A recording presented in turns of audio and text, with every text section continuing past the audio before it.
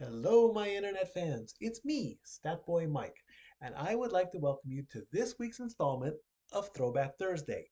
The Casa D18 Studios Channel continues to sort through the archives of the Jeff Meacham Network, the Simple Man brand, JH95 FTW, NoDQ.com, and the Casa Channel in order to bring you classic content that you may not have seen in a long time, if ever.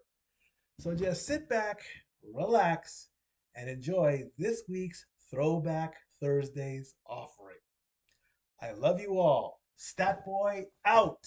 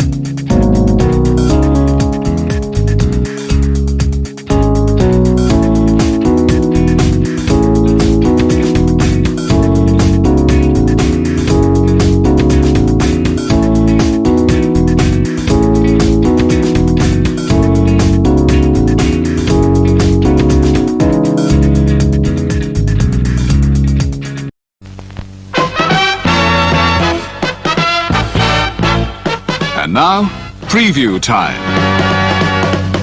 So let's take a look at what's coming your way.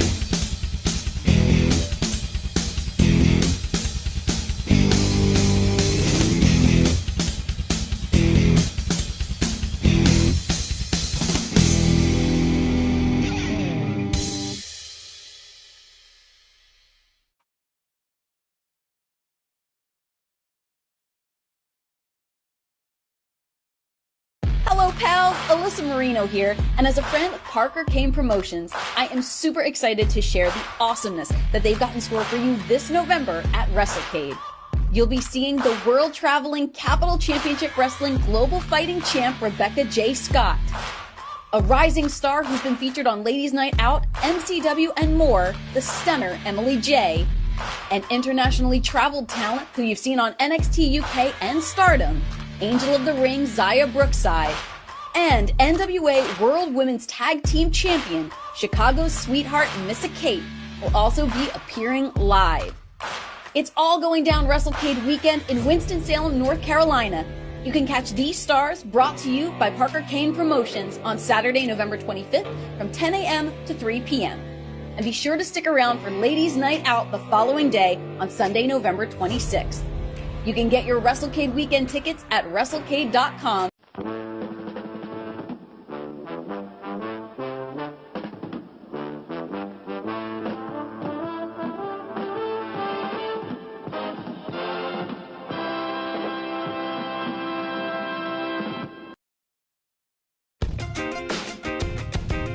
Casa D18 Studios, an affiliate of the Jeff Meacham Network, Multiverse of Media, proudly presents this retro content from J. Hebert Studios.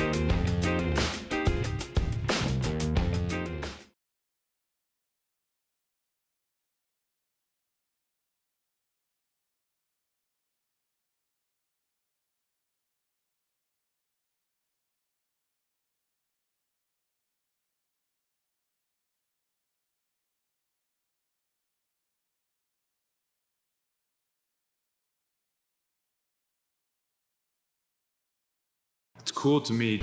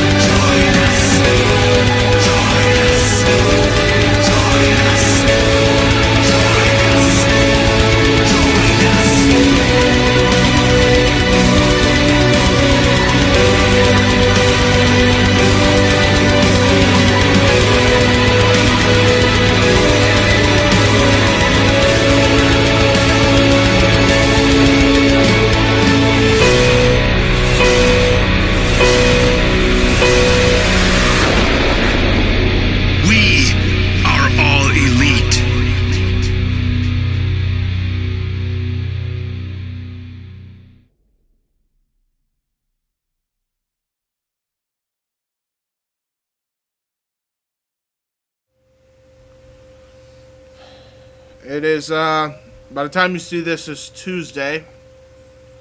And you know what that means. Welcome to a special Indy Force podcast. One which we were hoping never to have to do. No. 100%. It's one of those shows that you want to forget, but at the same time want to remember because of just how masterfully crafted this episode was. Like, holy hell! And trust me, we'll get. This is probably one of this is probably one of AEW's best episodes to date of 2020. It is the best episode of 2020 of any wrestling television show. And now, that's for those of really you, sad to say. Now, for those of you who are lacking context, it is about a week ago by the time you see this. Professional wrestler John Huber, known to fans the world over as Brody Lee, passed away of a non-COVID-19 related lung issue, according to his wife Amanda. Or at least I believe that's his wife. Yes, that is his wife Amanda. So, obviously, this is just all hitting us still. I've accepted that it's real, but it took me a while. And I think when I did accept it at first, it was angry. Like, I was angered. A lot of people kind of give their recounting on events like this, so I'll kind of give mine. And in retrospective, by proxy, I'm going to give Nikos and Mike's kind of telling, and they can tell their story afterwards. Everybody knows this year's been absolutely awful. And this was 2020, that is, because we're recording this. Yeah, 2021. Last year, I should say, was so fucking god-awful from every conceivable angle. And as John Moxley said, this was just like a Pride-style soccer kick right to the face, losing John Huber. I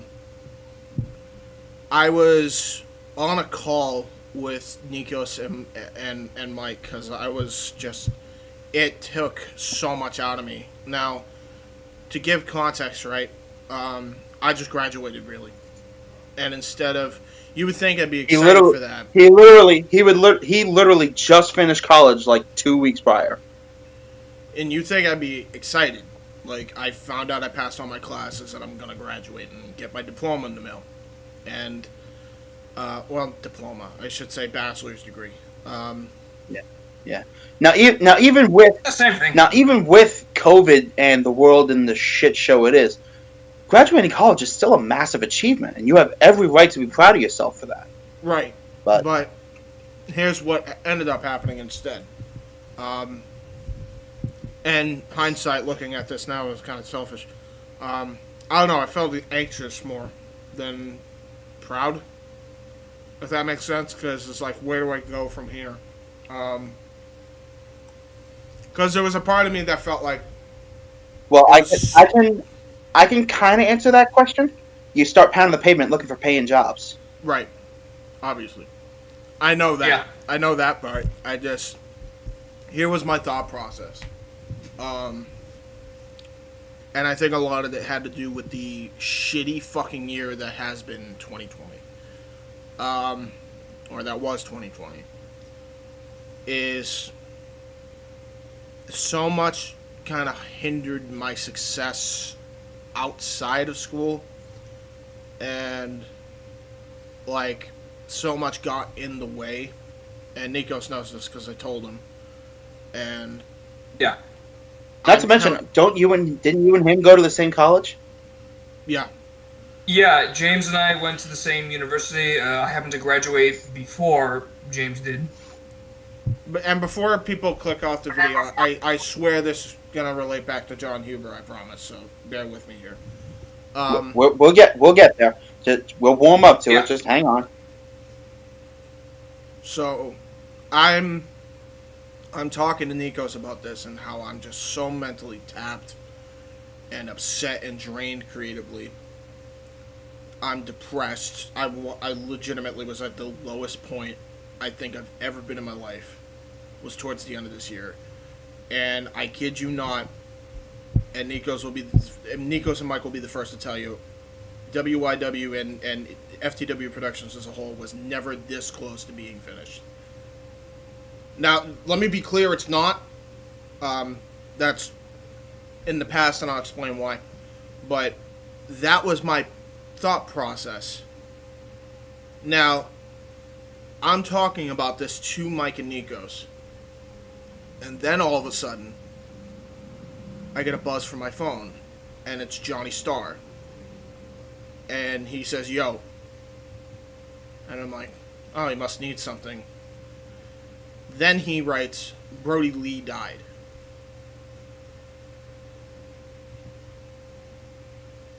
And I'm like, this is my first thought, because, and this is no in any way disrespectful to Johnny, by the way. I love the kid. But, like, he'll play sick practical jokes sometimes. So that was my first go-to thought. This has to be a joke. And then he sent me the article. And then he sent me the official statement. And then I checked Twitter. And then you came in right after, yeah. Yeah. So here's... Sorry, Case, go on. No, I already said what I was going to say. Go on, Nikos. So, how I found out about this was, Casey, you sent the image to the group chat. Yeah, I first found out. That was the first one. Yeah, I first found out about it from Noah Foster's chat, Team NJPW. Yeah. I saw the image, which was a full-on obituary, and I'm sitting there going, no. Yeah. Just no. Constant no. Yeah. Meanwhile, Mike and James were like, what's going on? And I'm just sitting here, like, not giving a response. I'm just keep saying no. I originally didn't bring it up in the call because I thought Johnny was trolling. I legitimately did. I couldn't believe it. Like, when I actually got on the Team NJPW chat and then I looked at every fucking news articles breaking the story, and I'm like, oh my god. Like, what the fuck? And it was just terrible to hear about this news because dude, we were and he was on the most. Dude, he was like on the most meteoric rise of his life. Dude, he just had the match of his life against Cody like 2 months prior. And he signed on like 3 months prior. Dude, he was such a main event caliber star when he showed up, and he was like on the high of a lifetime. And I was just like, what the fuck? Like, and James, you and I literally talked about setting up an idea of what happened if Brody Lee would return. I had the idea of, what if Brody Lee challenges Brian Cage for the FTW Championship, or maybe fights Darby for the TNT Championship? Yeah, I remember this. Like, and now it's like, never. Mike, all of us in the call were like fucking shocked. Now, I was nearly on the verge of tears just looking at the obituary. Dude, I was hit too hard to cry. It was, if that makes any sense whatsoever. But no, it makes sense. It makes sense. 100% makes sense. So, imagine what's going through their heads, and then my head as well, and then you get slapped with that right across the fucking face. Like, I didn't want to believe it. My sleeping pattern's been fucked because of it. Like, I couldn't sleep that night. I was like, this has to be a joke. This has to be some storyline. I wanted to believe that. If it was a storyline, honestly, I feel like it would be in such bad taste. Yeah, obviously. Like, there's no way Tony Khan would approve of this thing as a storyline. 100%. So it's just like, fuck, this Probably is Vince real. McMahon would, but never Tony Khan. Right. So I was like, fuck, this is real.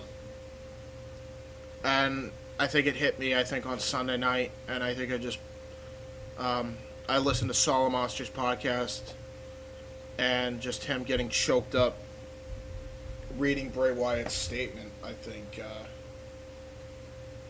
destroyed me. Like, I don't have it up right now, but I could probably find it, but it's not for the faint of heart. He basically, he said, this isn't how it was supposed to be. I'm so fucking pissed. It was supposed to be us, useless at 70 years old, running Wyatt family spots at high school gymnasiums.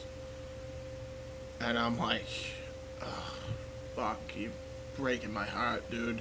You're breaking my heart, Bray. And I was just like, I felt so bad. Those tweets from the WWE roster gave more of a tribute than was shown on Monday's episode. Yeah. Unfortunately, that's the case. I don't even know what they're doing on SmackDown. Not that it matters now, because the tribute was properly done on a different show. So, like, it doesn't matter which show. As we knew would be the case. As long as he got his proper tribute, I don't give a fuck what show it was on. But, I'll get to that. So, I dealt with that. It hit me so hard. I was fucking furious. I was like, you fucking kidding me? And then I'm hearing story after story after fucking story. And it's basically like we went through another Owen Hart. Something or another Eddie Guerrero. No, even Eddie Guerrero, like, yes, he was beloved, and everyone was crushed when he was gone, but it was one of those. But given his past, it was one of those things. Yeah, it was one of those things you kind of saw coming. Owen Hart, completely out of. It was a blindside. No one expected that. No one expected that, and completely out of left field. It was like that. Brody he looked like he was in the best shape of his fucking life 2 months ago, and by just about all accounts that I could find, he was. Yeah, it's like he had a lung issue that I think happened within the match. Which again, not related to COVID.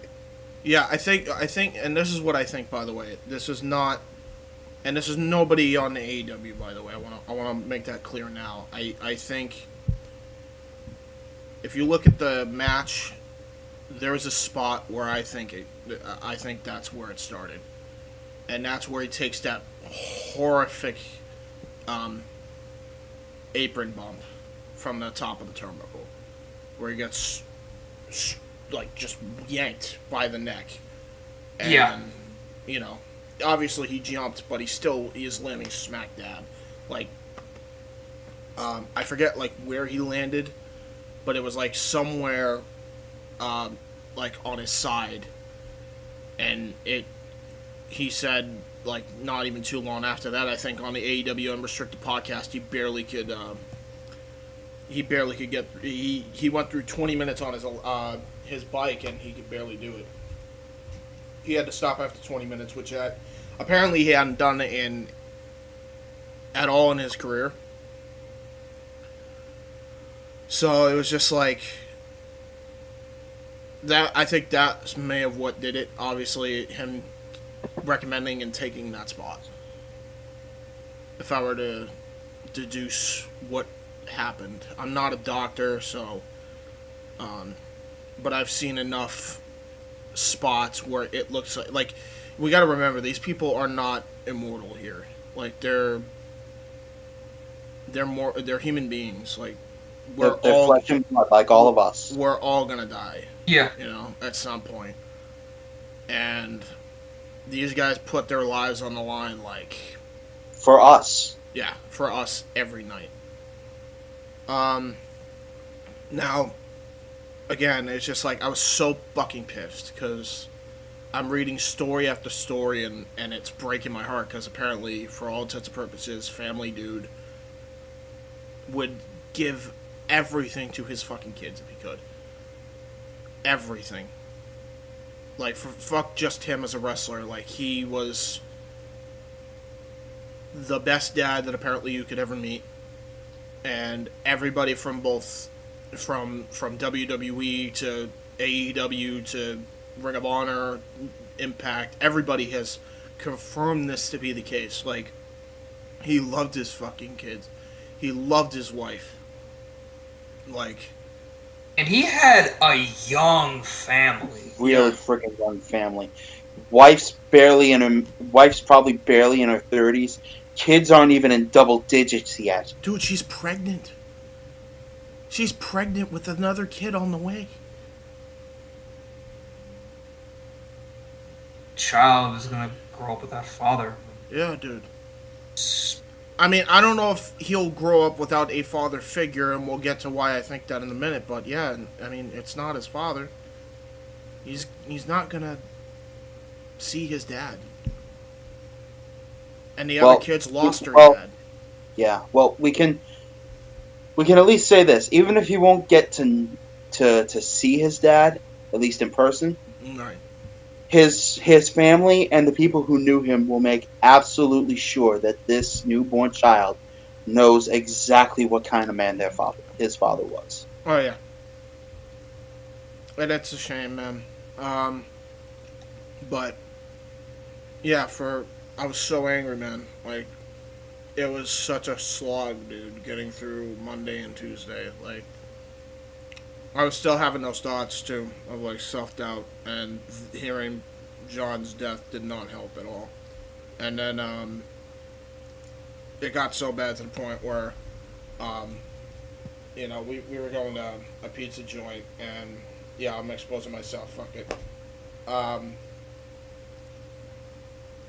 Granted, I was waiting an hour and a half for, like, a double pepperoni pizza, but, instead of just letting it go, I fucking snapped. At that point, I just fucking lost my mind. Not even at the person in front, by the way, because I know it wasn't her fault. It was the cook's fault, but I still shouldn't have lost my mind the way I did. I think it was just everything with how I've been feeling, and then John Huber passing on top of it, that I just and then 2020 as a whole, I finally lost it. I mean, I absolutely lost it. I cursed him out in front of everybody in the fucking place, and told him thanks for nothing, dickhead, and walked. And I kept just launching at my fury, then at my dad, who, you guys know how I get. It's never fucking fun. I know it's never fun. Y'all hate it. I hate it too. I don't know what it fucking solves. And I was just like, lowest of the fucking lows. And then Wednesday happened. And you know what that means. For the first time, if for nothing else, John actually gave the world hope in a way after he left. 50% capacity. First time since March that they had a house as packed as they did. And they came for Brody. And what followed after hearing the crowd, I could tell it was a legit crowd, and seeing that image that you're seeing right now with everybody on the stage was the best tribute show for a pro wrestler that I've ever seen in my entire life. And I lived through Eddie. Like, this is leaps and bounds better than that, and I think it's even leaps and bounds better than the Owen one. Like, this was so... As sad as it was so fucking beautiful, man. One of the greatest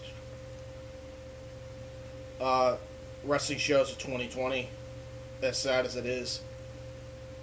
The life that they celebrated was the man, John Huber, Luke Harper, Brody Lee. Whatever the hell you want to call him. Just incredible tribute, dude. Like, I will basically give a rundown of what the show had. The crowd. Pretty much a packed crowd for 50% capacity. Loud as hell. For everything. Literally everything. I never heard a crowd this loud for a tribute in my life. Never in my life. And amidst still living in a pandemic where there's like a 50% crowd, yeah, you can tell AEW fans are dedicated. Oh yeah, 100%. And they will not let some petty virus keep them locked in their homes. Not when this is too important for some virus. I don't even care. I'd sue me if you think otherwise. I don't care. This was too important to miss.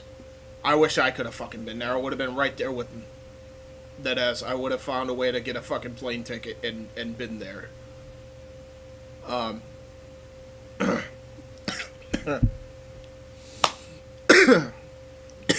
Fucking cried. Drool run down my pipe. Fucking, that's probably Brody Lee fucking speaking to me right now. You crying little bitch. I ain't gonna take you into the dark order. I don't take no little pussies in the dark order. Yeah, right.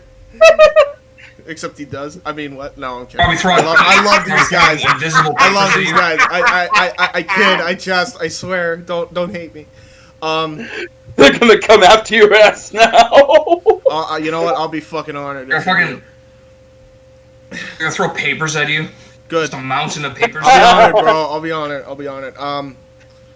So the first thing that you see is a emotional Jon Moxley, and he's literally has a hat covering his eyes just to show, like, dude, one of the toughest fucking dudes in the business. Like, I'm you can tell he's trying to just keep a straight face the whole time, but he's broken.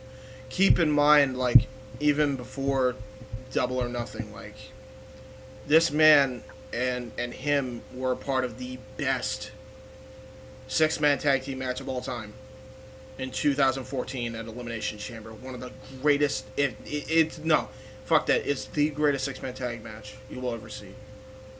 They were Shield versus Wyatt family. They were there for that.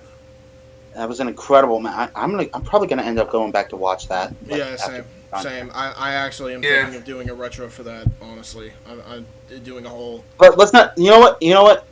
Not to derail subject here. Let's not even give that show the honor of a full retro. Let's just do a watch along of that one match. I agree. You know what? We should do a watch along of his.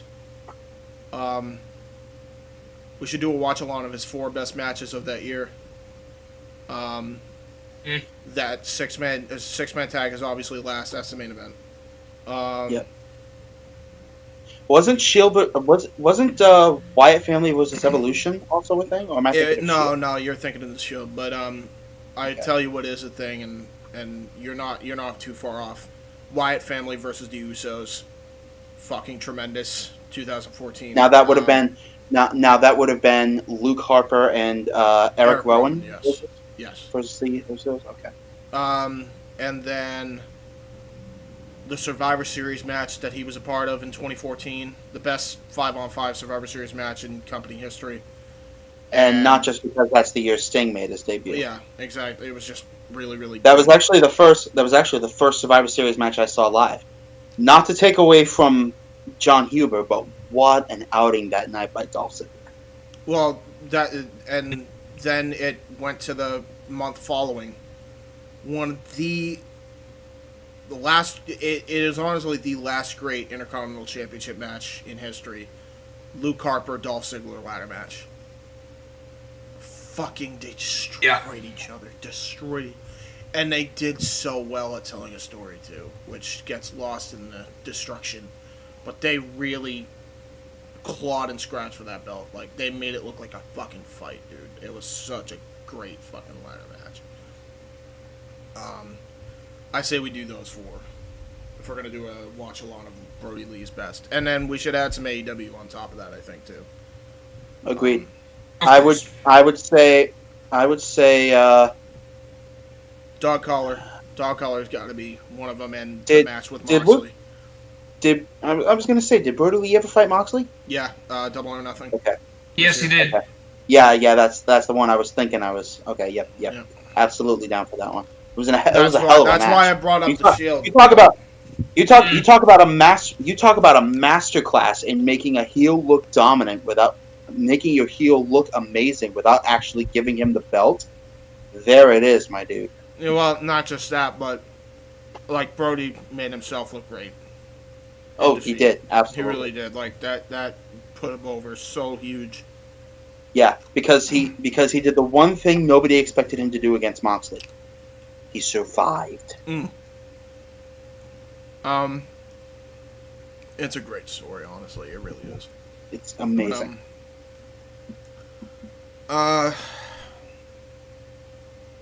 Yeah, just Moxley basically saying like, this year 2020 has been shit, but losing John Huber is like as John would say, was like a pride soccer kick straight to the fucking dome piece. I couldn't have worded it any better myself. I don't know why I still find that term so funny. Yeah. Because Brody Lee came up with that, actually, apparently, according to Wait, seriously? Yeah. Dome piece? He came up with that? He didn't come up with dome piece. He came up with the phrase soccer ball style kick right to the face. I just changed it to dome piece, I think. But Moxley then said, "I love you, and I'm gonna miss you." And then the first match, and I'm like, okay, we got the waterworks out of the way, right? I'm thinking, all right, here we go, let's do this. And then, it started like any other Dynamite, you would think. Like the Hardy Party's coming out, Isaiah Cassidy, Mark Quinn, and Matt Hardy. And then the Young Bucks come out, and they have the Brody Lee tribute T-shirts. And then Colt Cabana came out, and his eyes were so red, and I was like, oh my god. And it breaks your heart. Tell. Dude, it breaks your heart when you find out, by the way, he was bawling his eyes out all day before that fucking match. Are you shocked? I'm not, but it's just... Alright then. It's just heartbreaking. I was expecting Silver to bawl in. In fact, didn't John Silver have a fucking sign? No, I'll get to that case. I got you. No. We'll get to that. Yeah, we'll get to that. Hold on to that thought. And yeah, he won with the Superman pin. Obviously, this was going to be a Dark Order clean sweep, as it should. Yeah. The entire night. Yeah, it's the entire night, which is great, by the way. It was just tremendous. And and what's respectable is they held off all storyline events just for this night, which is appropriate. Agreed. And actually, I disagree. I think they furthered storylines in the midst of all of this, too. And they did it in such a tasteful way. Like, I'll get to that. You're right. Yep, we'll get to that. We'll get to how that works. But yeah, no, it was just like tremendous because the Dark Order was kind of accepted and it was just kind of a last minute addition, but it was like, and Colt Cabana just was in fucking tears, dude, like absolutely in tears. And then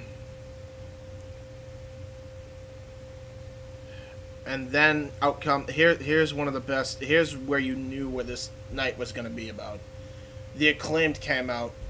Max Caster and I forget the other guy's name. I was about to say Deontay Wilder for a second, but no, I don't know his name off the top of my head. But call him Hype Man number 45 or something. Sure, something like that. There's so many hype men in AEW, it's ridiculous. But yeah, they're coming out and they're about to talk trash about the Dark Order and Then out come SCU, and they just clean their clock. Young Bucks hit super kicks after they bring him into the ring, and then they gave Colt Cabana the spot with the double bionic elbow, which is crazy to think too. Like, that's always been a tribute to Dusty. Dusty Rhodes in his prime versus Brody Lee in his. Fuck, that's tremendous, absolutely tremendous. That would have been a match and a half. That can happen in heaven. Yep, and it is. I guarantee. Especially if Terry Funk's description is anything to go by, that is absolutely a match that's going on in heaven right now. Yeah, and then Colt Cabana's just in tears. He goes to the back. Darby Allin with no face paint comes on, and he talked about, and this was kind of the theme of the night, which is a mind fuck in and of itself, because he never goes anywhere without that paint. It was refreshing, I will say, for this. He basically said, the minute I heard that Brody Lee was going to get to AEW, I couldn't wait to wrestle him. I told Sammy Guevara that that's the guy I want to wrestle. And I learned really quickly. And honestly, that was going to be like one of the greatest title defenses for Darby. That would have been such a great David Goliath bout, dude. Would have been so good. And like hearing Darby talk about how he wished he wanted to fight Brody Lee, I don't know why, it reminded me of what Punk said on the day Benoit died, where he's like, he wished that he could have fought Benoit. Right. So it kind of felt like the similar vibe that's going on. And I feel like if Brody, if he had come back to AEW, I feel like that's where the story picked up, where he would just immediately go for the TNT Championship. Because now looking back, why would he need the FTW Championship if Cody's still not going to recognize him? No, that you're wouldn't right. make sense. No, it was Brian Gage is usually like the kind of a placeholder for Brody in a way. Yeah. I mean, it's not shocked. The two respect each other a lot anyway, but yeah, it was just like when he said that, and then he said, I learned really quickly that he wasn't here for himself. He was here to put other people over, and that's the kind of man that Brody was. That's the kind of man that Huber was. He was just a selfless guy. He came here to get everybody that he could over. You know why? You know why he did that? It's not just because he wanted everybody else to make money. It's because he understands the age-old philosophy of a high tide raises all boats. Mm-hmm. Indeed. And then after that, we had the next tribute match, which was Evil Uno and Stu Grayson, the original Dark Order, along with Lance Archer in Brody Lee gear. Why is Lance Archer not in the Dark Order? Yeah, I said the same thing. That's my thoughts, exactly. Yeah, he's a perfect fit for Dark Order. Yeah, I agree. Yeah, especially with Jake the Snake Roberts in his ear. Yeah. What more do you need? I said the same thing. If they do replace him, which I don't think they should at this point, but if they're going to, it absolutely should be with Lance and Jake the Snake. Yeah. Bingo. Actually, you're wrong. If they're going to replace Brody Lee, I have the perfect idea who they're going to replace him with. Go on. I will say it later. Just have to think about it. Because it'll make a lot of sense down the road. Oh, I know what he was about to say, too. Yeah. That's not to say, by the way, you can't have Lance Archer in it. But, anyway. If you wanted to, you could have had Butcher and Blade in Dark Order. Well, we'll talk about that. Anyway. We'll get there. Yeah. 6-man tag of Archer and Dark Order, the OG Dark Order, versus the Butcher, the Blade, and Eddie Kingston. And one of the things that broke me was poor Eddie Kingston had to be the dickhead heel, and it's one of those rare times he really didn't want to be, but a consummate professional. He said, Brody, tears in his eyes. I love you. I'm gonna miss you and I'll never forget you. This one's for you. But enough of that. Now that all the niceness is out of the way, the Dark Order's nothing without him. And we're gonna prove that tonight, you cowards. And he got his ass handed to him promptly after. Absolutely. And that's really the theme of that. What a pro, Eddie Kingston. Bro, my God. He got his ass kicked. Great here. By the first boot by Evil Uno on Eddie Kingston. He was getting his ass handed to him. I never expected Evil Uno to move that fast now compared to when we saw him when he first debuted. Right. He has improved by leaps and bounds. Dude, so I will say, first saw him. If Seth Rollins offered anything, it was CrossFit training. Because he instilled it onto Brody Lee, and I think Brody Lee instilled it to Evil Uno, and it fucking shows, by the way. And fucking Butcher, too, for that matter, is getting really lean, if you notice. They're both looking in great shape. I will say one spot, which was fucking incredible. Lance Archer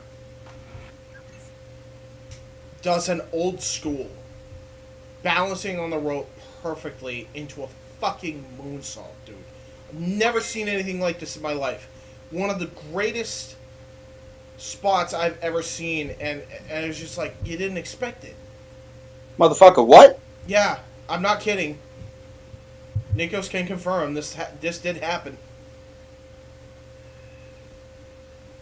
And, yeah, the end is... mind-boggling. Yeah, and then, obviously, Evil Uno, Stu Grayson, they got the pin with the fatality. And then they started beating up Kingston some more because, of course. Yeah. And then they all hit a clothesline in honor of Brody. A regular clothesline. And then, out of fucking nowhere, Jake the fucking Snake, the inventor of the move, hits his short arm. Even better, hits his classic old school short arm clothesline lariat. And people went fucking apeshit when he hit this, by the way. That crowd was already going nuts, and that just sent them over the top.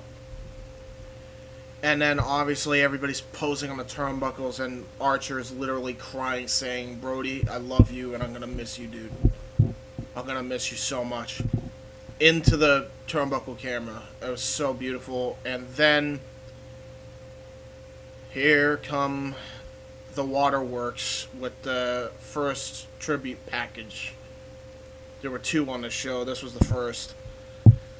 Arn Anderson gave the thoughts about how Brody Lee would always come to the shows, and obviously he's talking about WWE, and how him and Brody Jr. and Amanda were all laughing and smiling, and the show hadn't even started, is what his exact words were. And, Dax Harwood saying, like, you don't meet a lot of people in this business that will literally sacrifice a paycheck just to spend time with their family. Brody Lee was that kind of guy. And he put family above everything else. If that alone... Yeah, go ahead, Case. If that alone does not tell you what kind of man John Huber was, I don't know what I'm going to do for you. And the worst moment of the whole thing was Bryce Remsburg, the AEW ref, bawling as he's trying to keep it together. He can't do it.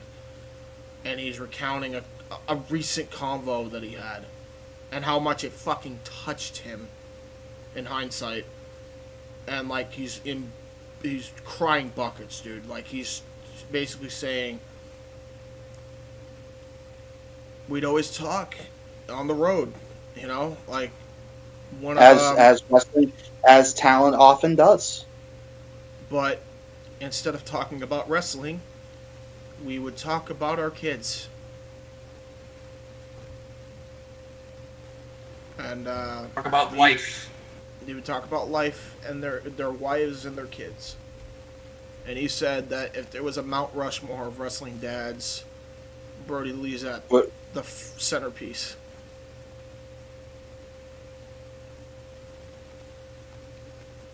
Yeah. And then you think it couldn't get any worse as far as sadness goes. And then the next match. God, James is gonna freaking cry just talking about this. Yeah, no, this was so. And nor do I blame him. This is the match. If you don't watch anything else from this showcase, this is the match you have to see. I kid you not. It is the Dark Order. The Dark Order's John Silver and Alex Reynolds, 4 and 5. And Adam Page, who, by the way, did a great gesture. Page pointed to the sky as the fireworks went off. And he's with the two guys that have been trying to recruit him the most, which was a really good storyline touch, but you could also tell it was just really fucking real. Because Adam Page at this point, Hangman, with these guys, dude. Hangman, at this point, just join. I don't think he should fully join, but he absolutely should be an honorary member, because I think they should turn face anyway after this. Like, oh, they have to turn face after this now. Yeah, no question. Versus, and they had the perfect heel foil, by the way, Proud and Powerful in MJF, specifically with MJF. And I'm about to probably lose it, but I'm going to try to keep it together as best as I possibly can. I'm hoping I can. The match goes on. Reynolds is taking a lot of the heat. I believe Page did as well for a majority. As the match is progressing, MJF goes over to Brody Lee Jr., who, by the way, on this show was wearing a Dark Order mask and was officially a Dark Order member and was called -1. And that's in reference to he always put his kids before himself. Which, it's... Negatives come before positives. Yeah, but I got the gesture when they explained it, so I didn't care. Fuck math, who cares? Math is weird anyway. Yeah, so... I'm surprised they didn't call him 0, because isn't... No, Brody Lee's still a number? Technically, Brody Lee's 0 and Evil Uno's 1. So that's why I guess he was -1. That was the only way they can do it, which makes sense in hindsight. Yeah, because they're going by. I was never good at math, so I'm sorry. I think the idea instead of it being Brody first, it's in that order. It's actually Brody's son first. That's the whole meaning behind that name, -1. But anyway, so MJF goes up and he flips the kid off, and immediately I'm like, oh boy, I was scared for a minute. But what he was gonna let him do was just so beautiful. And anyway, it's all building to this hot tag for John Silver, and John Silver just proceeds to do this Cesaro-like comeback. Fucking insane, by the way. Dude, Cesaro wishes he could do a comeback like this. Dude, it was actually better. Cesaro was actually jealous, I think. He was on fire, dude. He went ape fucking shit, dude. On the As he had every right to do. Yeah, 100%. And by the way, he was wearing Brody Lee's attire in his size, by the way, in honor of John. I guess he gave it to him on being the elite. And even though it looked small on him, I thought that was such an awesome touch. And then, oh boy, what is about to happen is probably the most emotional fucking moments in pro wrestling history you will ever see in your life. Wardlow is running interference as Proud and Powerful and MJF is distracting them. Who, by the way, MJF and Santana recently lost their loved ones.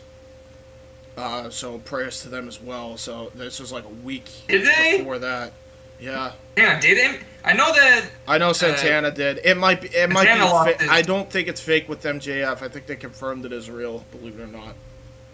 He wasn't faking that. I don't know. Sometimes I can't really trust that dude because he sells it so fucking well. He does. Anyway, we'll get to that later. But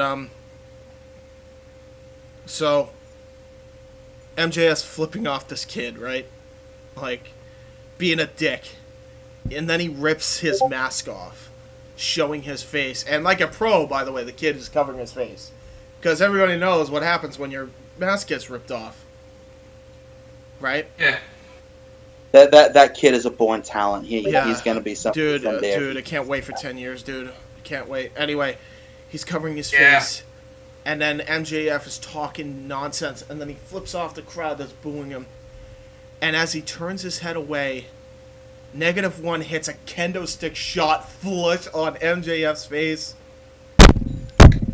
No. Tony Schiavone even says he loves that replay. Bro, I will tell you right now, I don't give a fuck what anyone wants to tell me. The man behind the character MJF is the salt of the fucking earth. For real.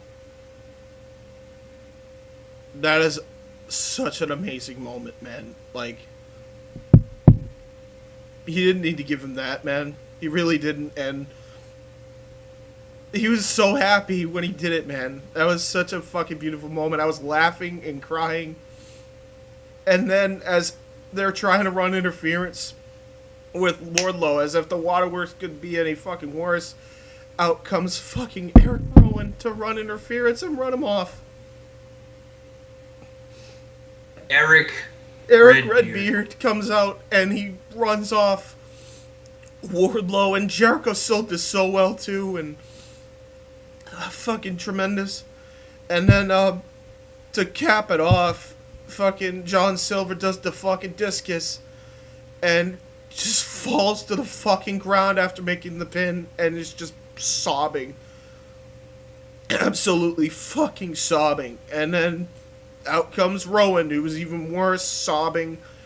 And Reynolds and Page are crying. Fucking. And then Redbeard has a sign that says, "Goodbye for now, my brother. See you down the road." See you down the road. Down the road. Just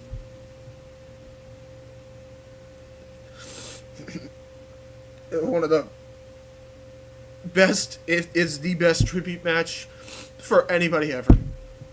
This was done so perfect. And everyone should fucking be clapping and patting themselves on the back given the circumstances. This was so good. This is so good, dude. It's also a perfect way and how to recruit another wrestler into AEW. Oh my god. I can see it now. 10 years down the line. For those of you... MJF has the TNT title, and here comes Brody Lee Jr. with the fucking OG design. Undisputed TNT title match, man. 10 years. Let's hope it lasts 10 years, man. I want to see it. Yeah, right? Fucking hell. Such a beautiful moment, dude. That was so good.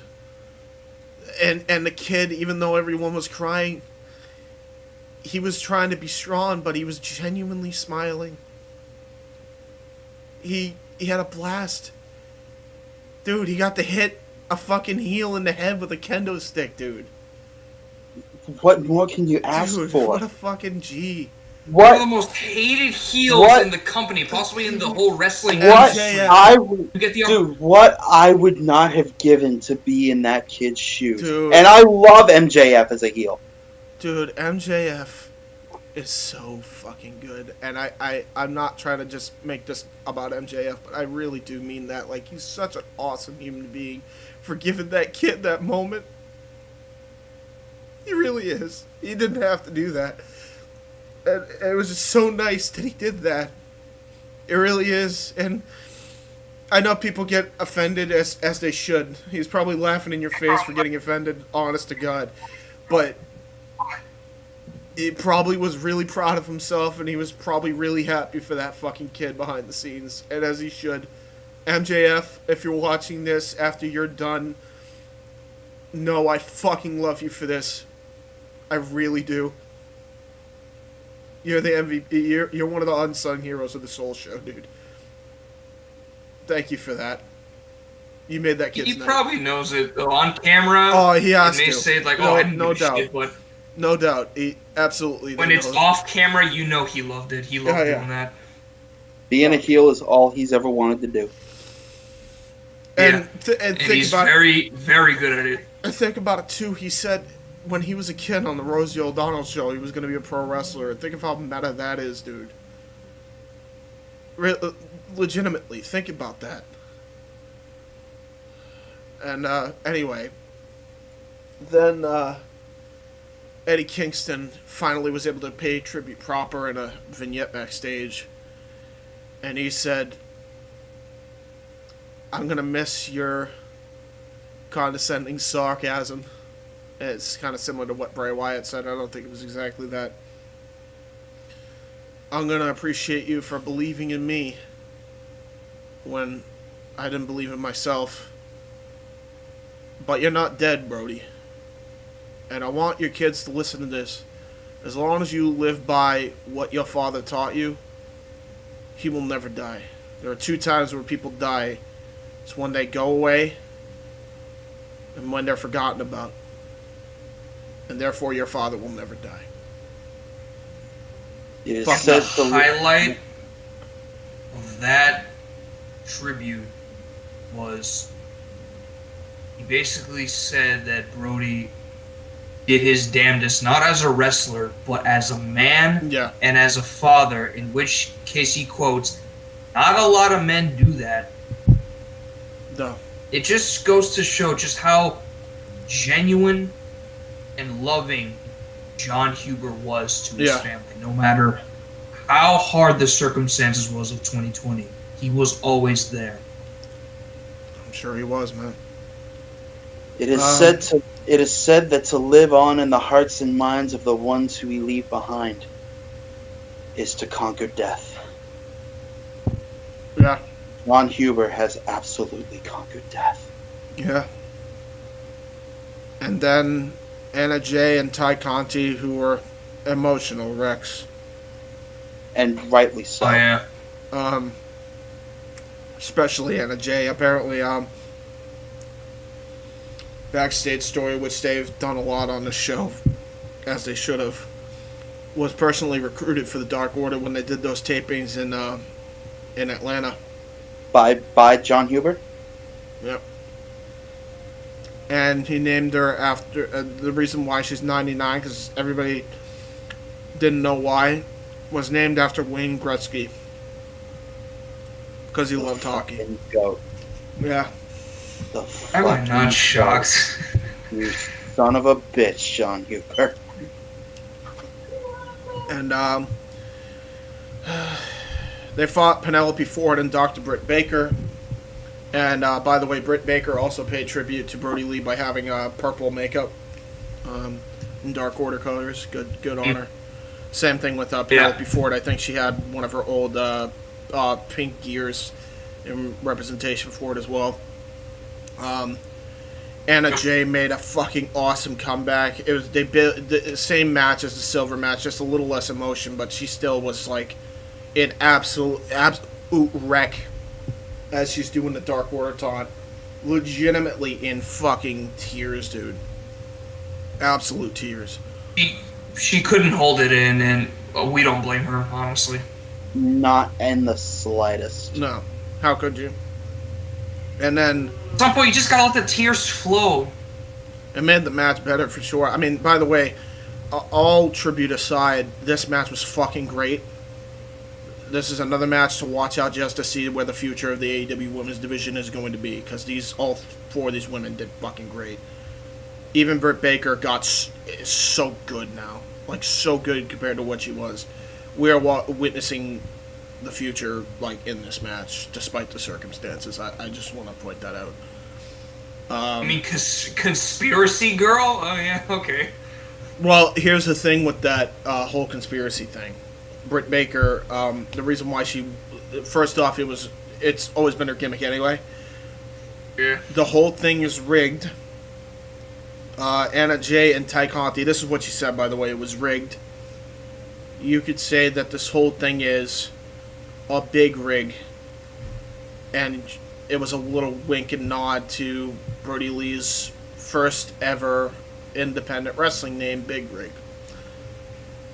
Yeah. Talk about doing your homework. Mm-hmm. And I thought she was just saying that just for. And then Thunder Rosa came out of nowhere before we could let that sink in for a second, and then just started beating her ass. Because Thunder Rosa, even though she loves Brody, don't give a shit. Fuck Brooke Baker. That's what she says. I don't like you. Yeah. I don't forget, motherfucker. You's a bitch. They promoted New Year's Smash. By the way, holy shit, wrestling is gonna be busy this week. By the way, Wrestle Kingdom, New Year's Dash, New Year's Smash on AEW side, Impact as well. It's gonna be it's like 6 wrestling shows. Load up the first full week of the year, huh? Uh-huh. Yeah. No question. I'm looking forward, I will say. Yeah. And by the way, you mentioned Wrestle Kingdom. For those who don't already know, let me just preface this by saying we're obviously recording this on New Year's Day. So by the time you see this and that may no longer be mine, but I will be putting these up for grabs come Wrestle Kingdom. Oh, yeah! I get to reclaim my throne! You get to try to reclaim your throne. Yeah. Only time will tell whether or not it actually happens. Don't put your cart before the horse, gesture. This was another match, by the way. We got one more match and then the main event, the actual main event of the show, because it wasn't the match, but we had the Brody Lee Jr. Dream match. It was another 6-man tag with his favorite wrestlers. Preston Vance, otherwise known as 10, Cody Rhodes, and Orange Cassidy versus Team Taz. Brian Cage, Will Hobbs, and Ricky Starks. Love how they furthered this storyline in the midst of all this, by the way. I thought it was a really nice touch, but we'll get to that later. Hook was out with Team Taz as well. Taz's son, Hook, a.k.a. Tyler, I can never pronounce it. Tyler Sinercha. Yeah, Sinercha, thank you. He was out there, and I'll get to him in a minute because here's a other unsung moment later. But it was building towards another hot tag for Preston Vance, who, by the way, looked fucking phenomenal. They got to use this guy more often, by the way. They got to. He looked so good here, and I can see why Brody Lee Jr. loves this guy and why they need to use him more. And they just did great. They had a set-out powerbomb spot for Preston Vance. They let him get his trademark spine buster after he hits his spine buster, which, by the way, apparently Brody Lee passed down to him because that was his old finisher. He was in tears after he hit it, and then he got the pin and the win for Brody Lee Jr.'s team. And what can you say about that for, like, a fan-requested match? That just lost his father, by the way. Like a wrestler's family. Yeah. Yeah, they just lost his what dad. Other? Yeah, like what other industry does that? None. And that's what's so beautiful. This is the first time I've ever seen this. Like this is why this dream match. Dude, this is why this tribute show was so good, because while it was definitely a tribute show, they also furthered angles too, which is exactly, by the way, what Brody Lee would have wanted. And they did it in such a tasteful way, as opposed to just using his death for heat. For a cheap pop. Yeah. Or cheap heat. And then Team Taz is doing a beatdown scene. And here's the other unsung moment that I don't think anybody caught because of all the emotions going through, everybody said. Now, a lot of this is pure speculation, what I'm about to say, but I'm a son of a really great man. Okay. So I'm thinking in the perspective of Hook here. Tyler gets in the ring, and I don't think this part was planned. I think they talked about this earlier in the back before they went out. And Hook hits his first ever Tazplex right in front of his father. Remember what everybody's been saying? Hold on to your loved ones close because you never know when they may go away. I think that's what happened here. I don't think I saw that. Yeah, everything was going on. Like everyone was scrambling in the ring. It's such an unsung moment. It was obviously because it was all about Huber, but it's like I felt where Tyler was coming from. Like he did a Tazplex for his dad, right in front of him. By the way, you saw the whole thing. His first ever wrestling maneuver in a wrestling ring, and by the way, he hit it so good. You gotta watch this back. He's. I'm gonna tell you right now, 10 years time, Brody Jr. And Tyler Sinocha. Yeah, absolutely. Brody Lee Jr. Hook. I would call him Tyler Red Hook. By the way, that's just me. Oh right, because he's from the Red Hook section of Brooklyn, New York. Yeah, that's the whole thing. Dominic Mysterio, I know he's gonna show up there at some point. Brian Pillman Jr. And Von Erichs, like. Well, Brian Pillman Jr. is already in it. Right, but I'm talking about like a Davey card, Boy. Who do you really want? David. Yeah, David Benoit as well. The wild card, hell yeah. Bring in David. David Benoit, Brody Lee Jr., Tyler Red Hook, Dominic Mysterio, or Prince Mysterio. Pillman Jr. And Marshall and Ross Von Erich. Yeah, Marshall and Ross Von Erich, Davey Boy Smith Jr. Yeah. Jacob and Sifa Fatu. Like the generation of wrestling is alive and well. Trust me, and it's gonna live on via these guys. This is the future in 10 years, 100%. It's absolutely the future in 10 years. And hopefully we got to look into the conclusion of a long-running storyline arc with Dark. Oh, 100%. Thankfully, thanks to clean sweep here tonight, because hang on, Nico's like, I have to get this out. Go ahead. Go ahead. When Brody Lee joined the Dark Order, they were a bunch of unorganized, out for themselves, directionless force that could never really figure out how to pick it up, how to put it together, and get some results. Brody Lee came in, swept the whole group under his thrall, sacrificed his own life.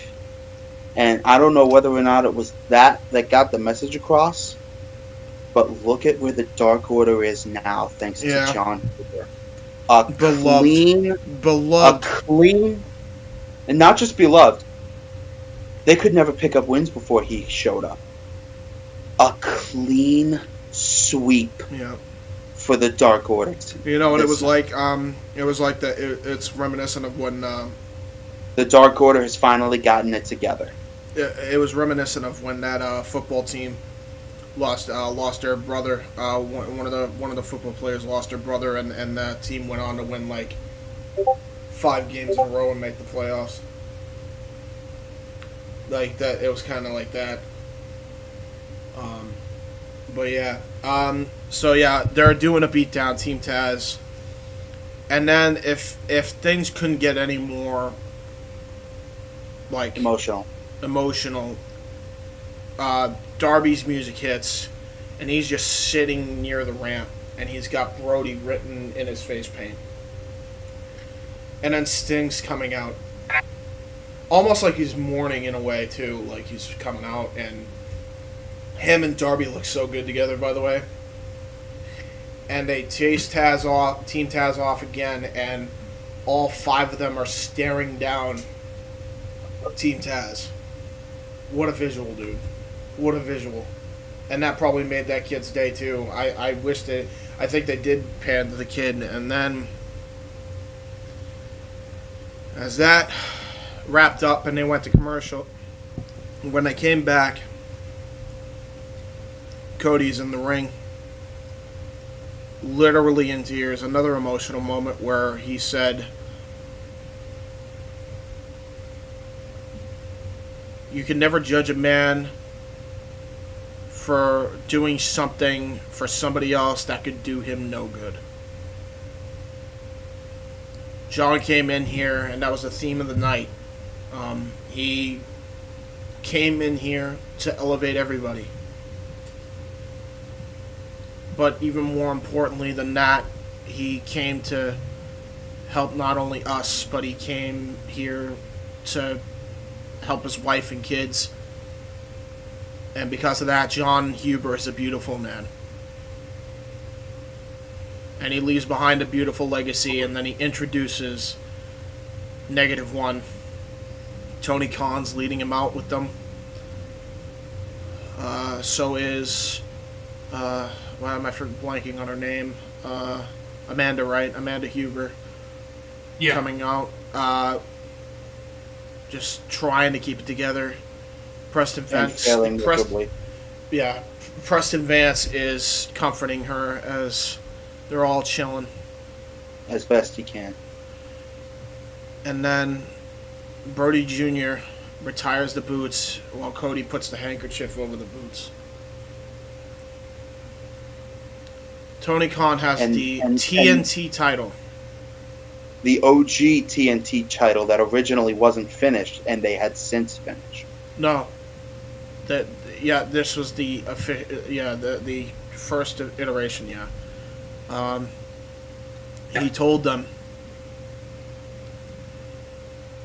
"Your father was an amazing human being, and while these boots are retired, so is this, but it goes to you because you're the TNT champ for life." And he retired that design of the belt and gave it to the kid. And then Mom just lost it. Because I don't think she was expecting that. I don't think any of us were expecting it. And then... Everyone were not expecting that. And then he straight up told him, "Thank you all for coming out here tonight. I think we can only end this the best way we possibly can. Here's a tribute to Mr. Brody Lee, to John Huber." And what aired was the most heart-wrenching and most beautiful AEW package, wrestling tribute package, period, that I've ever seen, using, of all things, Old 55. Which he has bought the rights to, by the way, in perpetuity. So it will stay that way forever.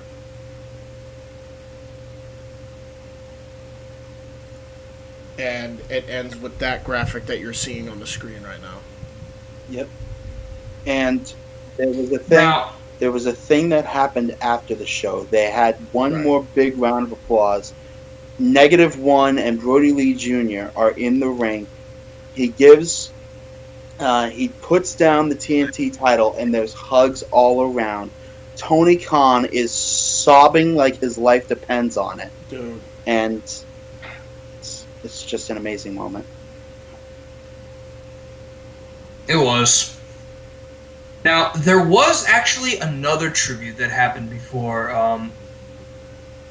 Tony Khan gave -1 the belt. It's Chris Jericho explaining that when he and Brody were on the road, when they went to, it was Mecca, or it was like... Yeah, they went to Jeddah. They went to Jeddah, Saudi Arabia, I think. Jeddah.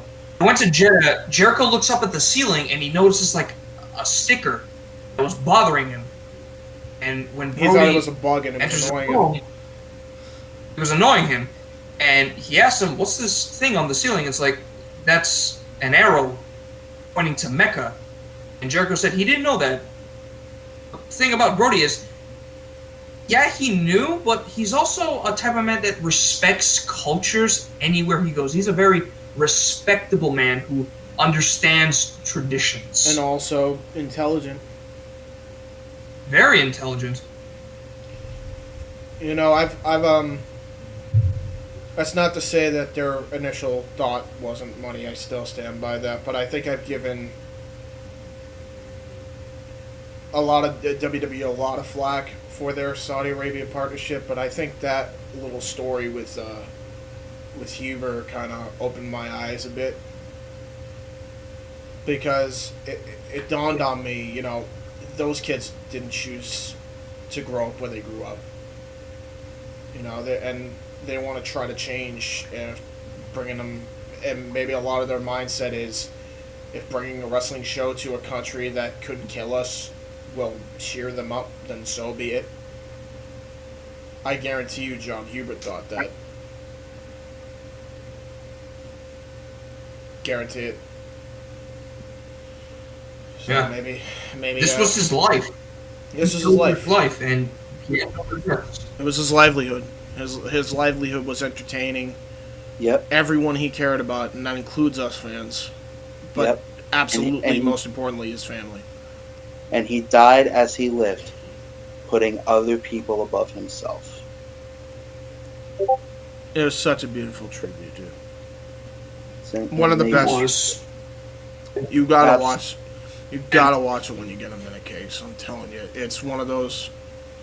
Is it on BR Live? I think it should be, yeah. Then that's probably Yeah. how I'll end up checking it out. Bro, it's such a wonderful tribute, dude. Like It's an incredible tribute, and let it not be said that the Indy Force is above paying tributes of our own. So if you'll give me just a second here to get things set up, I may be the horror prince of the Indy Force. But let it not be said that it is not possible to earn my respect. John Huber, in life, in work, and in death, has absolutely done that by leaps and bounds. So, in honor of the man he was in and out of the ring, on this night, I set aside my crown and my title, and the horror prince of the Indy Force willfully and proudly bows to the Exalted One. awesome. Awesome. Beautiful. Amazing. Rest in peace, John Huber. Save a sermon for us in the afterlife. He has been exalted for real. As sad as that is, but it's also kind of beautiful in a weird way. I'm also going to do my own tribute. I'm going to try like hell to find a way to do this. So, this beard, I'm going to grow out as long as John Huber's was. And by the time it gets to the length, right up until his passing, I'm going to shave this and most of my hair off and donate it, if I can, to the American Lung Association as well. It ain't much, but that's at least something. And all it takes is something. Yeah. So, before we end this show, does anybody want to give thoughts to Brody Lee, or they have like favorite memories, moments, or have we pretty much covered everything? I've pretty much said all I need to say.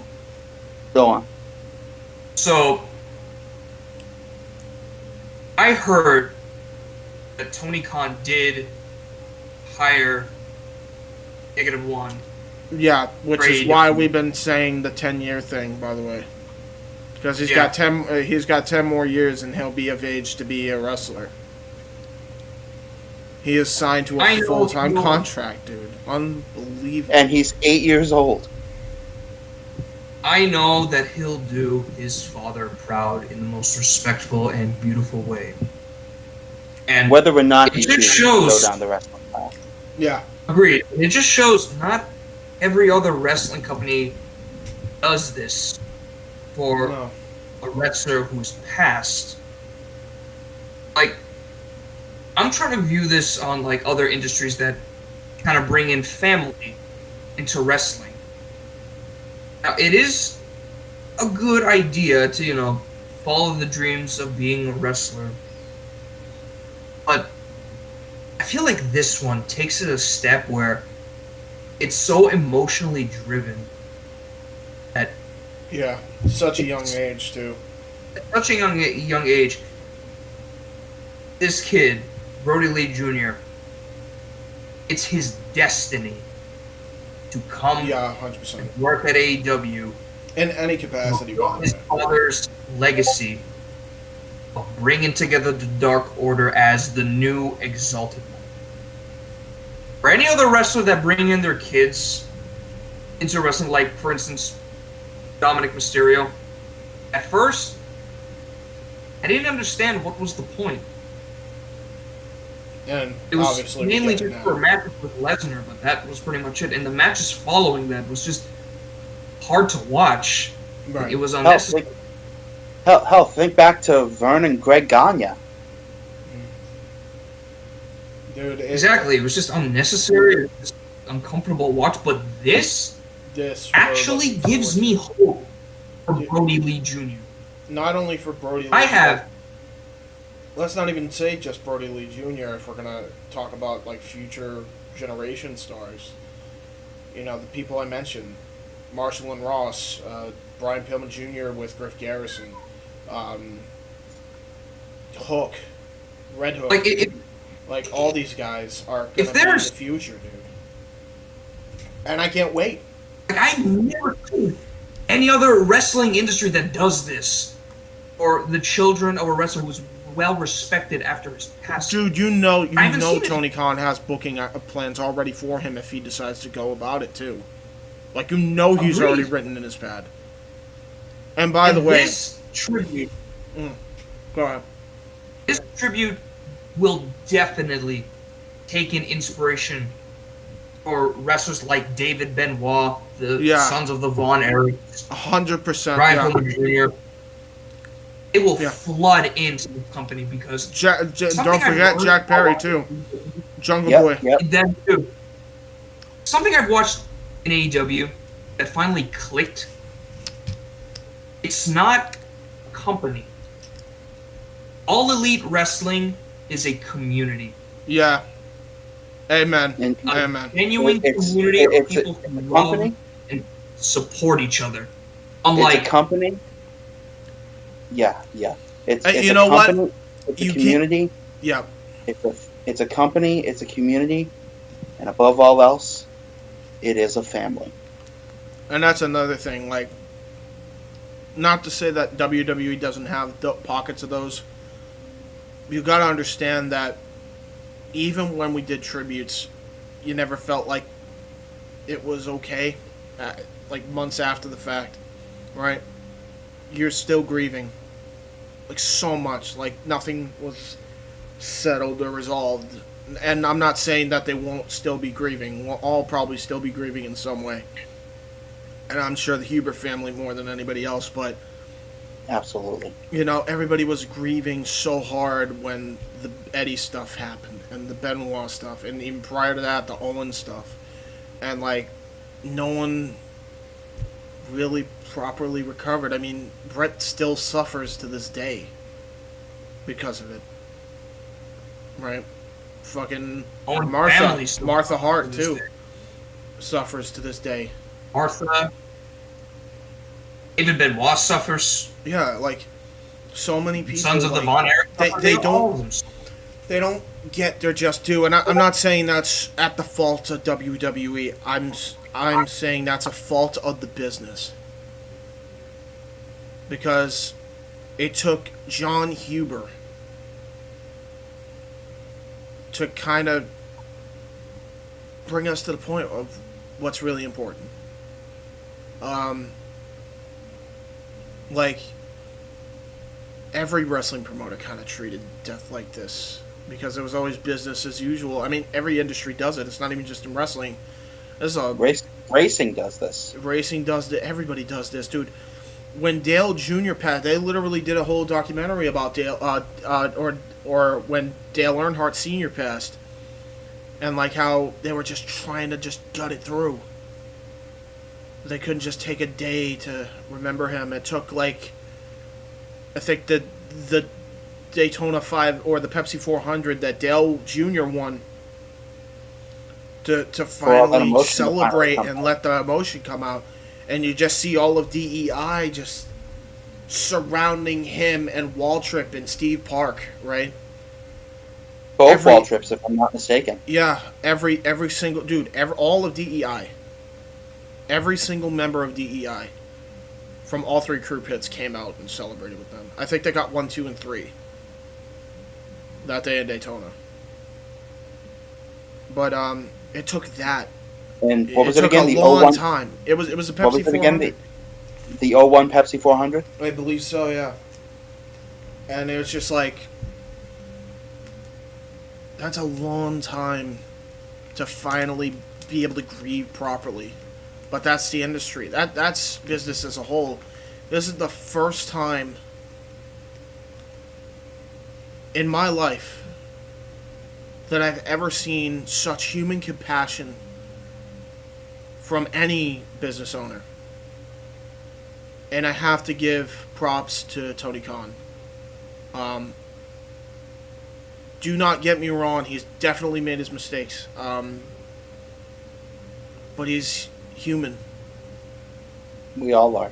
We all are, and if this night didn't show that, I don't know what does. Fuck whatever everybody else calls him, Money Mark, whatever. Which, even if he is or isn't, that's up for interpretation. He's a human soul, and a kind one at that. And no matter how you feel about this guy, you have to give the proper respects to Tony Khan. So I don't even care. Fucking hats off to you, dude. Dead ass. This is so. You hit the nail out of the head with this one. Even though it's never been, and I agree, by the way, it never has been about rating. But you deserved every single one of those 977,000 views that week, dude. You earned that.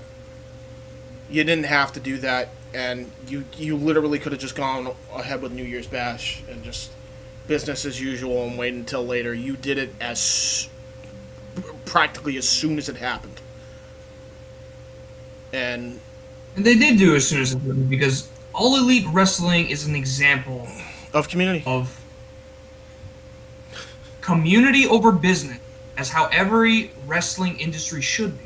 Mm-hmm. All Elite Wrestling is a perfect example of community over business. That's not to say you shouldn't put business as a high priority, by the way. Yes, no, absolutely. But this is a business This is a business philosophy that I've been trying to put in. I've been trying to pass on to retail for years. Build the community on things that truly matter first. That will drive your profits and make you all the money in the world. Legitimately, if I ever run a business, say if this becomes a business one day, FTW, like this is the video, this is the show I'm showing in its entirety. This show, regardless of how we got here, will stand the test of time for years.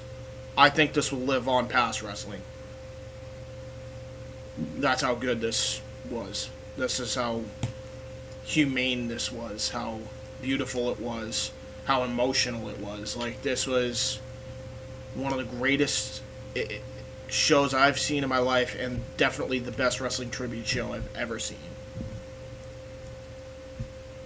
And that covers a lot of ground. It covers a lot. And by the way, the tributes don't end. If you look on YouTube and search up Brody Lee testimonials or something like that, or Brody Lee stories, dude, there's 650 57 co-workers, wrestlers, friends, family members, Fans. that like loved him and just talked about how awesome of a guy he was. Twitter is flooded with memories by fans and co-workers alike about the story of Brody Lee. I saw one kid graduated college, and he was in line to get an autograph from Luke Harper, and he just found out, like, right before he's about to meet Brody Lee, that he graduated college. He was so ecstatic by the time he got there. And Luke Harper kind of looks at him, and he's just like, What's up, man? You look super excited. And he straight up told him, dude, I just graduated college. I'm getting a bachelor's degree. And he looked at him straight in the face and said, dude, I'm so fucking proud of you, and gave him a hug. This is John Huber, dude. That is John Huber. That is the kind of man we had on our hands. And that is the loss we have been dealt in the dying throes of 2020. I hate 2020, man. I'm so glad it's over. We all do. Dude, I couldn't believe that, man. Like, there's so many people that, like, harm people on purpose, and the kindest soul dies at 41 years old, man. At the prime of his fucking career, at the prime of his life. On the push of his life. At the start of his career in AEW. It's such a shame, dude. But we can only mourn for so long. I think now by this point is like Brody Lee is probably like, stop crying, little bitch. Yeah. We love you, Brody, and thank you for all the good memories. Before we end this podcast, first off, I'm not going to do our subscribe stick. If you want to, great. Whatever. But it just feels like it's in poor taste. I will say thank you to DR6, Dashing RKO 619, who I've been working with on and off for like the last 3 years. Even if he didn't know about it, I always loved his content. I asked him if I could use that tribute video at the beginning of this podcast, and he said go for it. So definitely check him out in the description. If anybody deserves a subscribe, it's that guy. That was such a wonderful tribute video. It's probably the second best tribute video I've seen. And the other two were from AEW, so good on you, man. That was a really good one. So with that being said, it's the end of the podcast, ladies and gentlemen. And you know what that means. Rest in peace, John Huber.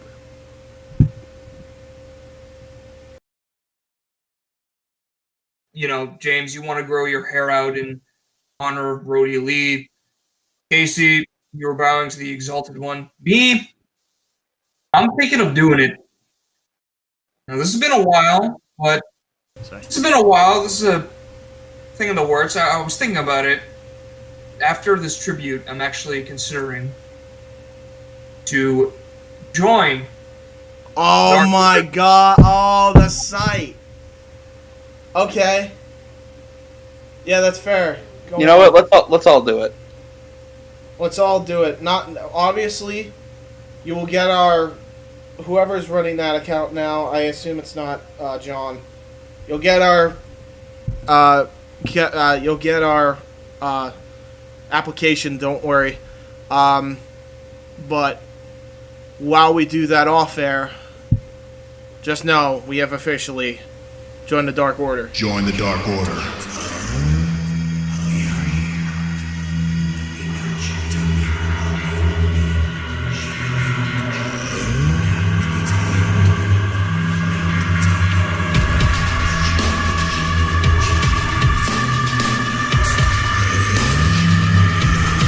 Join the Dark Order.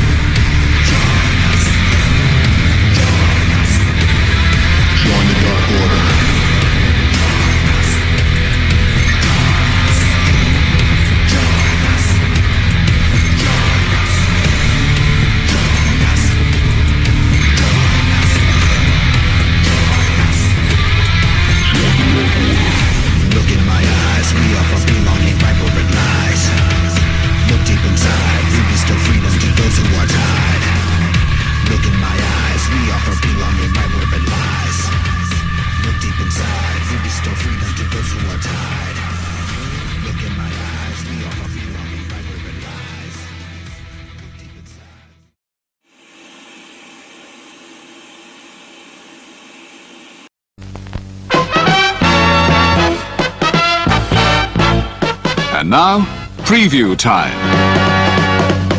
So let's take a look at what's coming your way.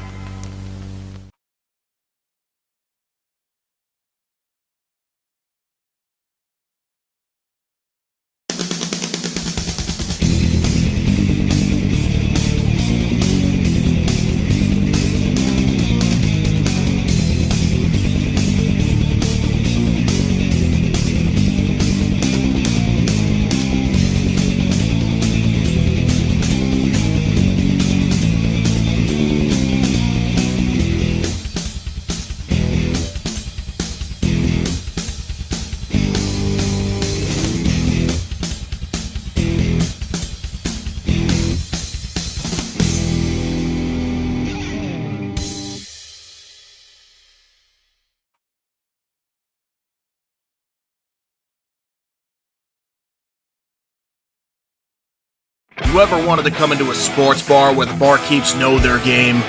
Well, the Jeff Meacham Network, Multiverse of Media, has got a production just for you. Sit down and relax as the stat boy and his partner break down the statistics in all things sports. Whether it's football, basketball, motorsports, baseball, hockey, soccer, professional wrestling, mixed martial arts, boxing, and much, much more. All are welcome. Your barkeeps here keep you up to date and in the know of everything going on in sports, while also having a pleasant conversation about it all. Your host and owner of the bar, Stat Boy Mike.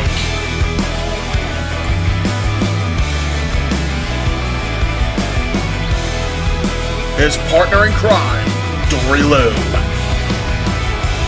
And a host of other guests coming in. The food's hot, the seats are warm, the drinks are ice cold, and the sports talk is plentiful. Casa D18 Studios presents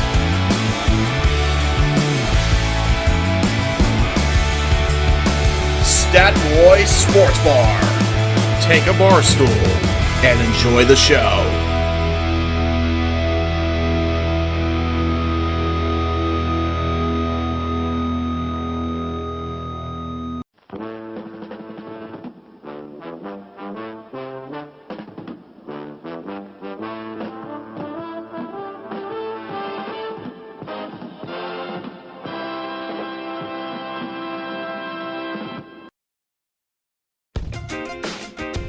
Casa D18 Studios, an affiliate of the Jeff Meacham Network Multiverse of Media, proudly presents this retro content from A Simple Man's Brand.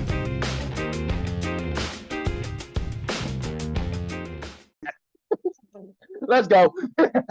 Welcome to ATW View Impromptu Freeform Session. I'm the Seminola Foster with my Ollie Brother King, here to bring you some brief thoughts and takeaways on what we've seen these last couple weeks in pro wrestling. Stay tuned for the full-fledged return of the ATW View Impromptu next week, Friday night, after the countdown, across FTW Productions, my YouTube channel, and other stuff too. Produced by James Hebert, if I can get him above, or will be also on Zoom. But once again, King, it's been a while, man. I know we had an impromptu summary of this forum after the scare. Thankfully, that's now much more, is less of a case, to be aware. But these last couple of weeks, a lot's been going on in pro wrestling with WWE, AEW, NJPW, to say the least. How you been, man? As we literally are just a week, 2 weeks away from Evolution. Hey, let's see. Battle in the Valley. And we had Pro Wrestling Nova. And we had Elimination Chamber. Yep. And now with just tonight.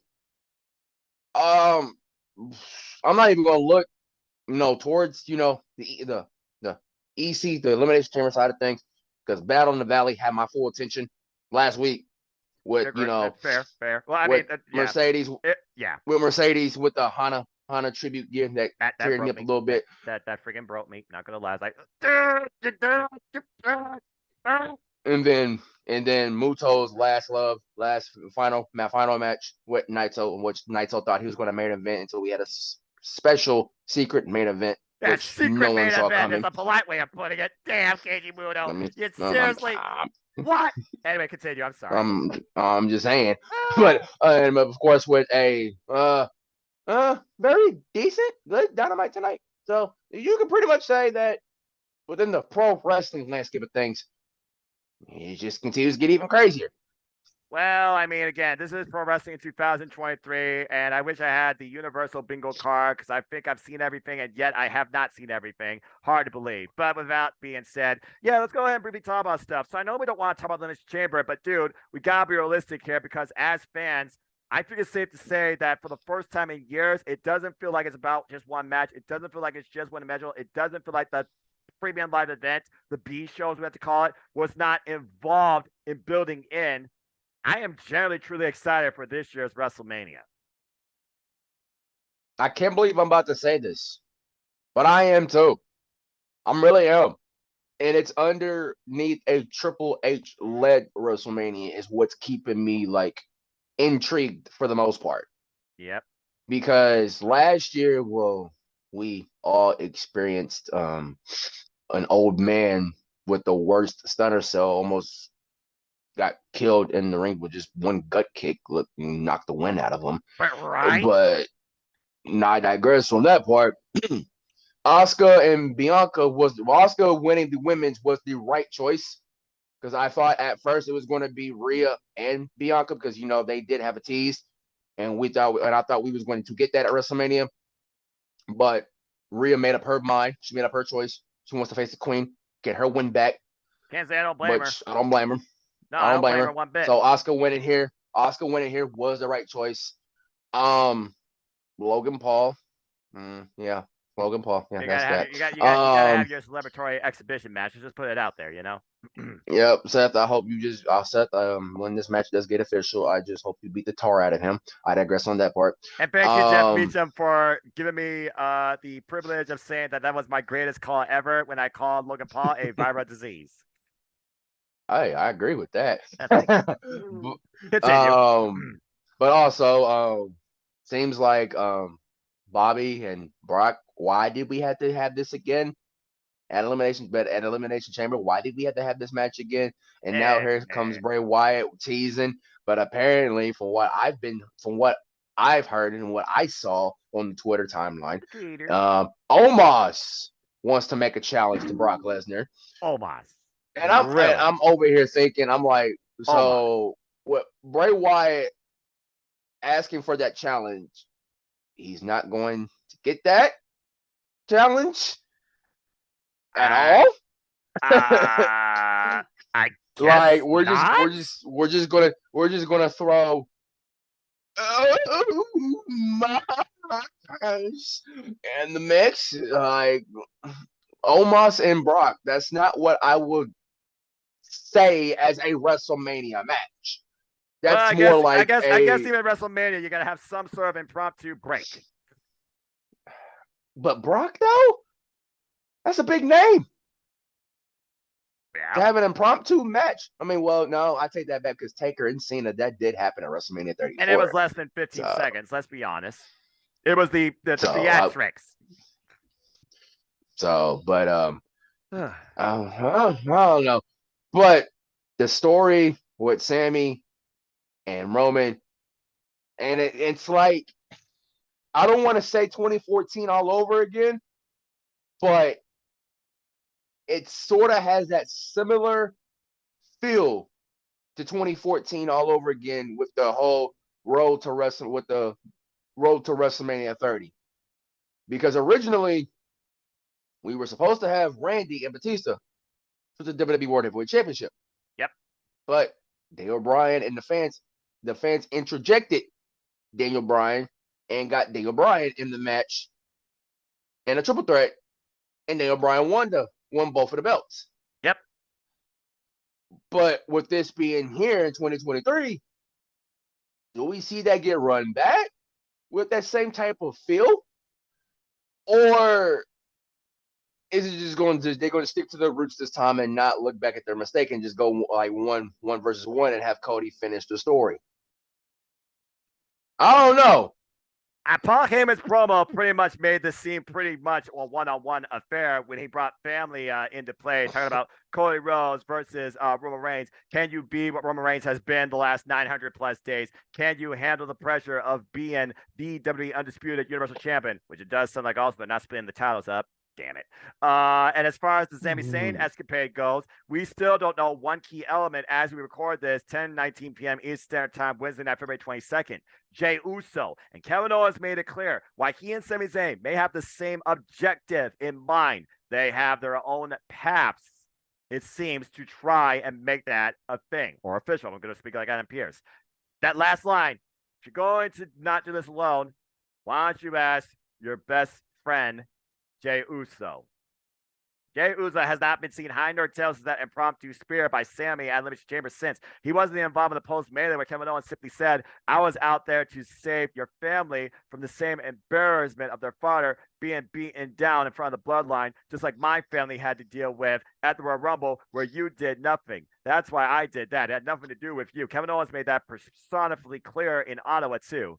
But yeah, this WrestleMania headline, clearly it's going to be Roman Reigns versus Cody Rhodes as, again, the escapade.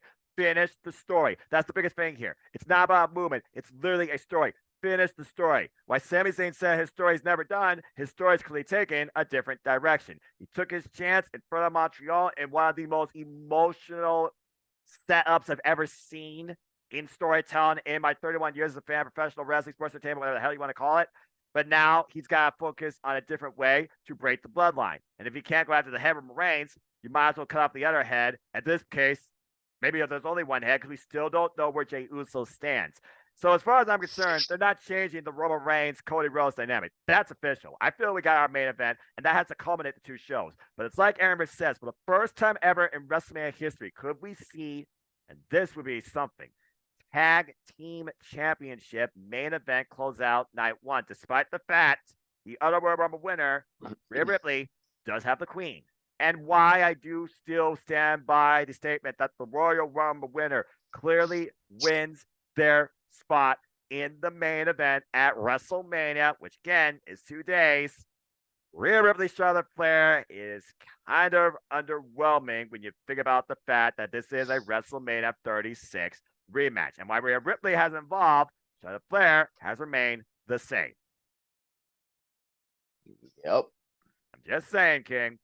So again, we need to find out what Jey Uso's side of things is, and it needs to be in front of Sami Zayn, in my opinion, and then I truly think we'll know the direction. But if they could culminate night one with KO and Sammy versus the Usos for the WWE Undisputed Tag Team Championships, that's a moment in history itself, dude. And that's a first in WrestleMania.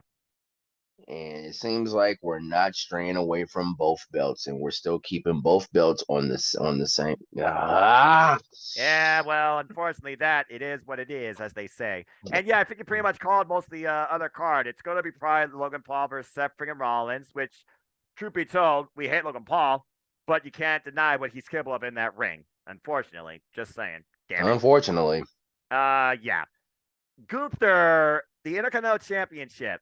I still believe it could be Brock Lesnar, but the idea of a triple threat, Sheamus and Drew McIntyre, with the fact that Sheamus has yet to win this title, the only title that's preventing him from being Grand Slam. Is this the way they do it and protect Gunther in defeat? Is that the way you do the Intercontinental Championship like they did back at WrestleMania 34 with Seth freaking Rollins, The Miz, and freaking Finn Balor, where The Miz came as champion, lost it that night, but also he was involved in the decision. I don't know, but I still feel like Brock Lesnar versus Gunther would just be like final boss levels of a freaking match. Even though Brock Lesnar and Omos right now, it's like, and then I really rather see Brock Lesnar versus Gunther. The triple threat, Intercontinental Championship. I don't know. I got mixed feelings about that. Seems like Austin Theory is making his way to face off with one John Cena to prove his case as the most effective, undisputed United States Championship. We'll see if that comes to fruition. Are we going to get Brood Edge versus Demon Finn Balor inside Hell in a Cell? To be determined. Is Rey Mysterio going to finally fight his son? And could it be the match where he pass off or risk his mask? And could that be set up as soon as Friday night, considering Rhea Ripley and Dominic are on their way there? Let's see here. We talk about both women's championships. Kana, let's put it out there. Kana faces Bianca Belair. Bianca Belair, you are in serious trouble. Side tangent from Elimination Chamber. Montez Ford needs to be a singles champion for the end of the year. Period. Needs to happen. Period. Dude, freaking Rock personified. He did a rock bottom, nearly did the people's elbow until Bronson Reed short circuit that. All right. Montez Ford was incredible inside the Elimination Chamber. You can't deny that. I can't. Oh my gosh, man. I don't want to see another tag team broken up. We already talked about tag team wrestling in WWE. It doesn't matter. They don't have the depth. They don't put enough into it. For Pete freaking sake, Montez Ford could be a singles champion, in my opinion. Period. Money in the Bank. Although it would be weird for a face. Yeah. Right now that I think about it, but yeah. I guess it makes sense right there. The way they're going with Bayley and the women's tag team championship. That was a swerve I didn't expect. Although that still could lead to the 6-woman tag, I guess, at WrestleMania. The titles don't get defended, but... Well, I'm going to say Trish was supposed to be there on Monday, but creative change happened. Right. I mean, Becky and Lita as the tag team champions? And if that's the case, how does Trish fit in all of this? Probably Bayley beating them down afterwards, and then you set up the impromptu 6-woman tag there just for the heck of it, I guess. I don't know. And again, these tag titles, doesn't matter. They still don't have like a real place among the WWE ecosystem. Charlotte Flair versus Rhea Ripley, we've already talked about. We talked about Roman Reigns versus Cody. Bray Wyatt and Uncle Howdy have apparently called out the winner of that botch of a match, which I guess is still going to be at this point Bobby Lashley. And I think that about covers everything as far as what this WrestleMania could be, unless I forgot a name. Yeah. Let's see. No, I think we're pretty much covered. Yeah. And so, I mean, overall, though, I will say this: it doesn't feel like a one-match WrestleMania. There's definitely a lot more depth to it that makes sense in storytelling and actual engagement investment.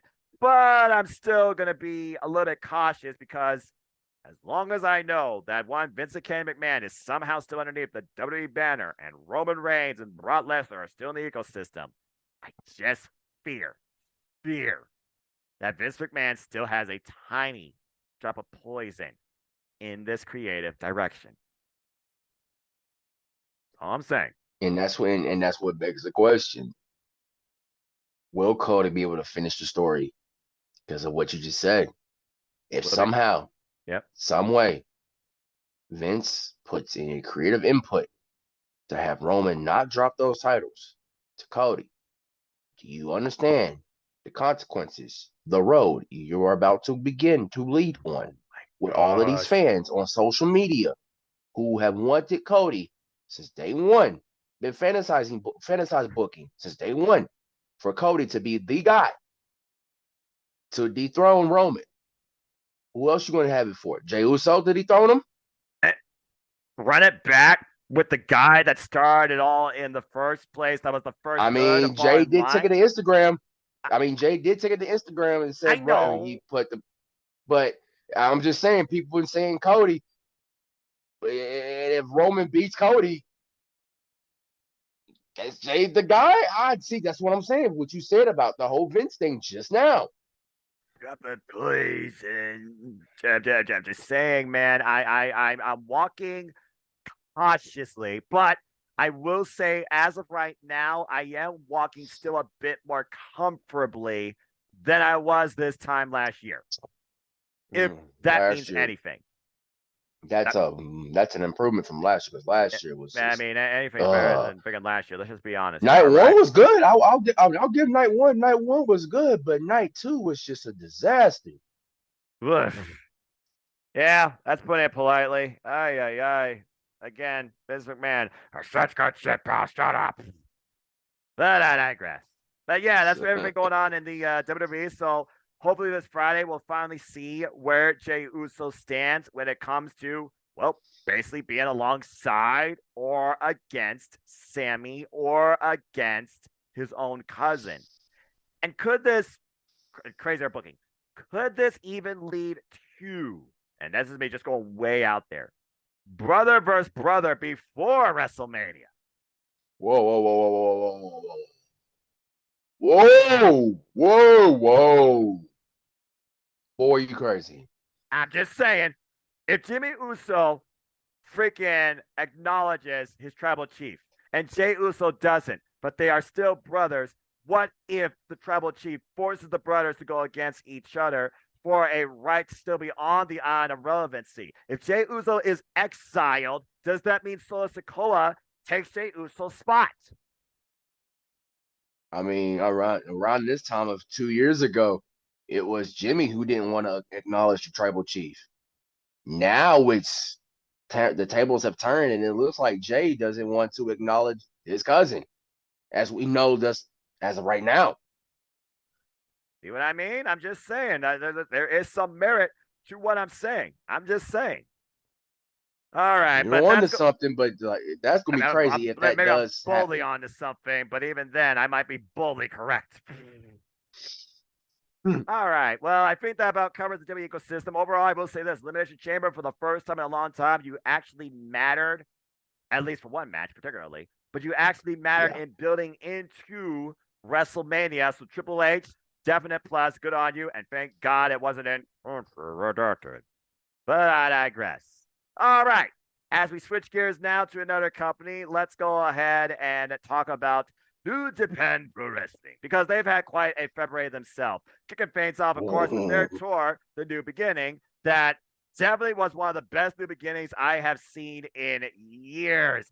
Every champion brought it. Every challenger brought it. I thought Toki was going to win with the Toki Choki, Kevin. I mean, King. He was that damn close.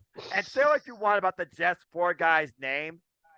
All four guys, well, okay, three guys, but, you know, Hype Man Taka, he played his part, all right? And Taiji brought something out of Will Ospreay he needed since that loss back at Wrestle Kingdom to Kenny Omega. But Taiji also brought a fight in his hometown that he needed to do. It was a proving ground for both men, and they brought out a hell of a physical fight, too. We have new six-men, never openweight tag team champions, thank God. The House of Torture no longer has any gold. Praise the Lord. Minoru Suzuki, Ren W, and Ellsworth have come together, and they are called Strong Style. And we also saw Strong Style personified with the NJPW World Television Championship defended by Zack Sabre Jr. against Tomoyoshi E. Please run it back, by the way. Please run it back. That was so damn good. And of course, Shingo Takagi once again went a round two with Kazuchika Okada in the end in Osaka. 100% Kazuchika Okada, might I add, who successfully retained the IWGP World Heavyweight Championship. And Leo Rush was also from the challenge out to Hiromu. And we saw how close TMDK became to become the new tag team champions over Bishamon. Great, crazy physical warfare. This New Beginning overall, King, I was very pleasantly surprised and engaged with. All the matches certainly delivered. And he has finally come into his own. Such a level of renewed confidence taking on Hiromu. He was that damn close. Since I didn't get a chance to watch it, let's segue into something I did watch, though. Battle in the Valley. All right. There you go, folks. Again, we look at all things wrestling, but there's only so much time. So please, if you will, bear with us. As I saw the New Beginning, I will let this man right here give you all the takes on Battle in the Valley, which I have watched too. But this forum is not about me. It's about ATW. Shout out, of course, the entire W family. Preacher Man, Cassie Flynn. I say, all right, let me tell you something.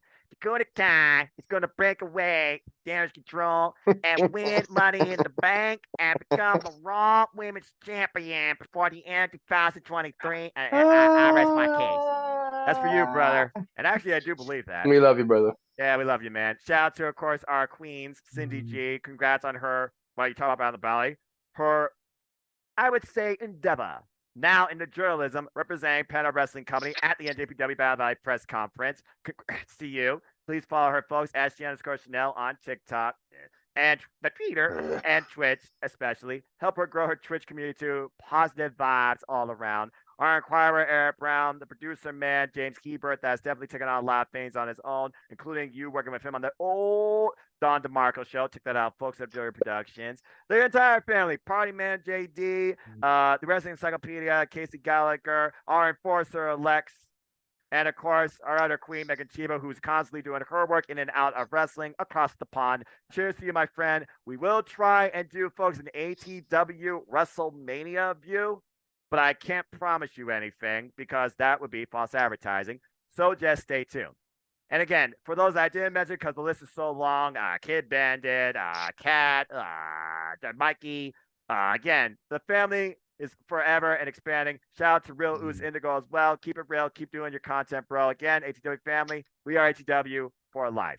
Now, that being said, my all-lead NJPW Bullet Club 2 Sweet brother is now going to give you the rundown, the thoughts, the in-depth look and outlook on what was NJPW's Battle in the Valley. Because for me, I know that they had the New Beginning tour in Japan.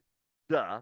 But Battle in the Valley, for me, was the new beginning for the America side of things when it comes to New Japan Pro Wrestling. King, the floor is yours. Bring it all down. Talk away. And if you want me to say anything, just let me know. How was Battle in the Valley in your taste? Battle in the Valley, in my taste, that took most of my Saturday because I was watching.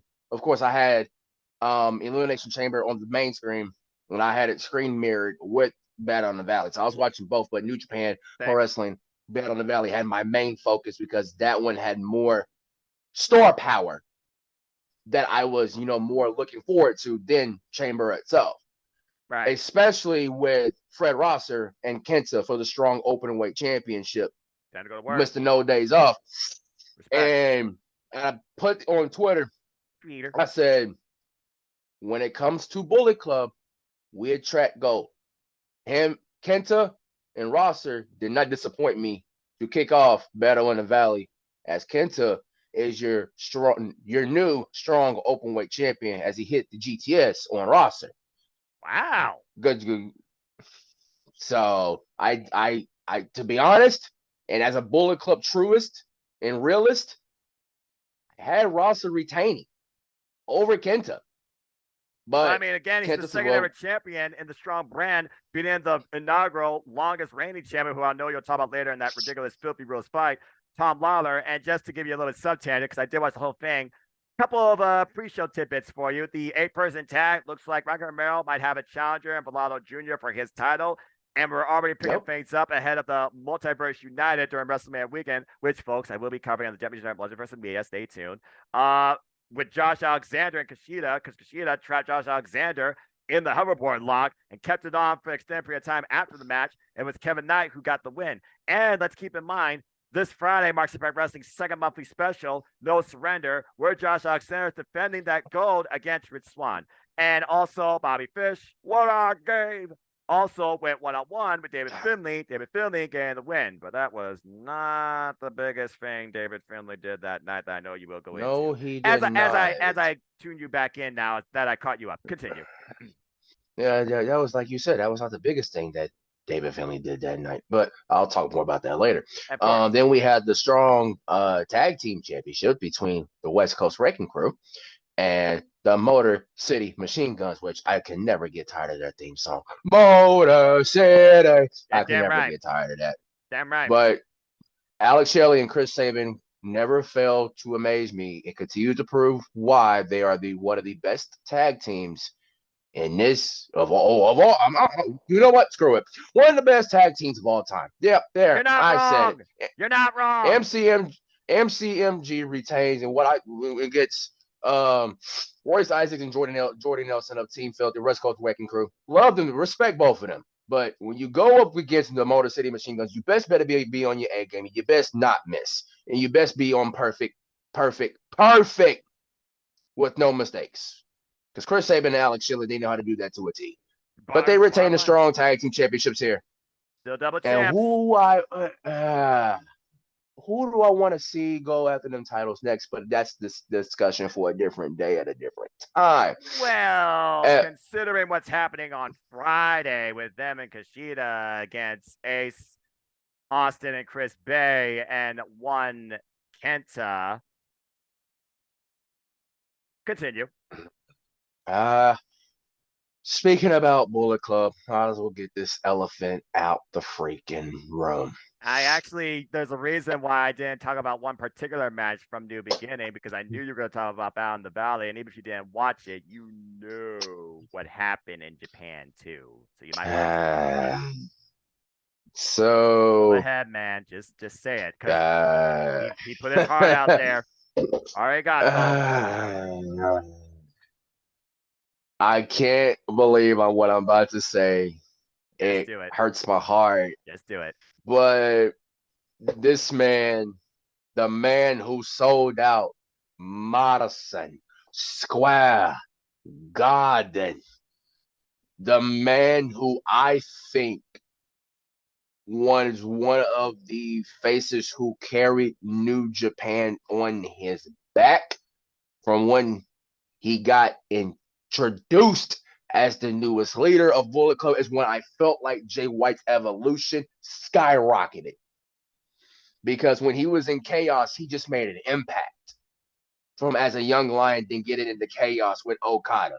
Yep. Then his evolution took a skyrocket when he became the new leader of Bullet Club. And we've seen this man take leaps and bounds and has become a main event player in New Japan.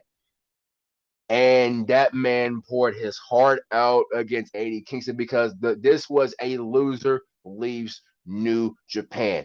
Basically, with Eddie Kingston's stipulation, if Jay White was to beat Eddie Kingston can no longer wrestle New Japan nor New Japan talent.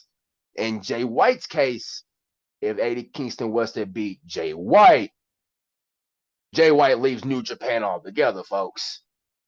And Jay White brought his best, but in the end, King's Road, Eddie Kingston with that King's Road style got Jay White for the 1, the 2, and the 3 that left the whole crowd of San Jose stunned with no words.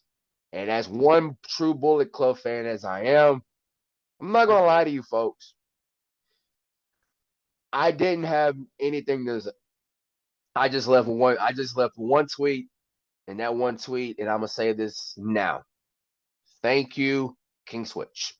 Thank you, Jay White, for giving us the best matches of your career in New Japan Pro Wrestling.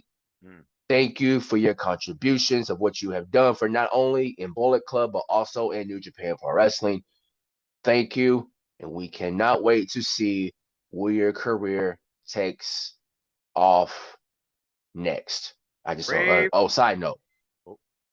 Before I'll let you continue, and I'll let you go. Don't go to the E. I don't want them to rename you J Blade or something. Don't. J Blade. Damn. You're giving Shawn Michaels ideas. You realize this, right? No, I am not. I'm not giving that man ideas. He knows where he needs. And plus, Gato was rocking his stuff. So where does that tell you? And plus, even Gato said wherever Jay White goes, Gato goes. So you would really think Gato going to go over there too? Absolutely not. So that's why I have a feeling. And plus, he's got a story right there in AEW from last year. He's got a whole story arc waiting on him. The whole Jay White and Adam Cole interaction. That little tease when Okada came in. There's a whole story waiting on him there. So before you continue, I am going to say this. You don't have to agree with the way he gone about. Where some people are like, he denied a finisher, he took out the crown, he did this, he did that. But everything he did was with heart, was with thinking was with New Japan Pro Wrestling in mind that got the attention. Everything that he said he was going to do came to fruition one way or another. And it was a domino effect that expanded globally beyond that, putting Bullet Club in every major wrestling company on the planet. Period, point blank. I also want to endorse the fact that his last match actually in Japan was against Kaleo, where the big man planted Switchblade Jay White in the middle of that ring, as Switchblade Jay White told us to breathe and thanked the fans, what truly was his New Japan Pro Wrestling family. Congratulations, by the way, Hikaleo. And the reason I didn't bring that up is because I figured that you were going to at least highlight that because you knew what this was coming off of, too, not just in Strong or what Eddie Kingston and him decided to do on Brian Alvarez's doggone podcast, too. And now we return to the Registered program where I simply say this: Jay White, no matter what, thank you. The first ever true Grand Slam champion of New Japan. I don't think anybody will be able to duplicate what was that man, let alone what that man did. But somebody definitely took us into a whole. And then David Finlay has to come in here and say, "Really? Like you built New Japan, and then this is how you go out?" He took him out with the shillelagh before Switchblade Jay White got a chance to breathe.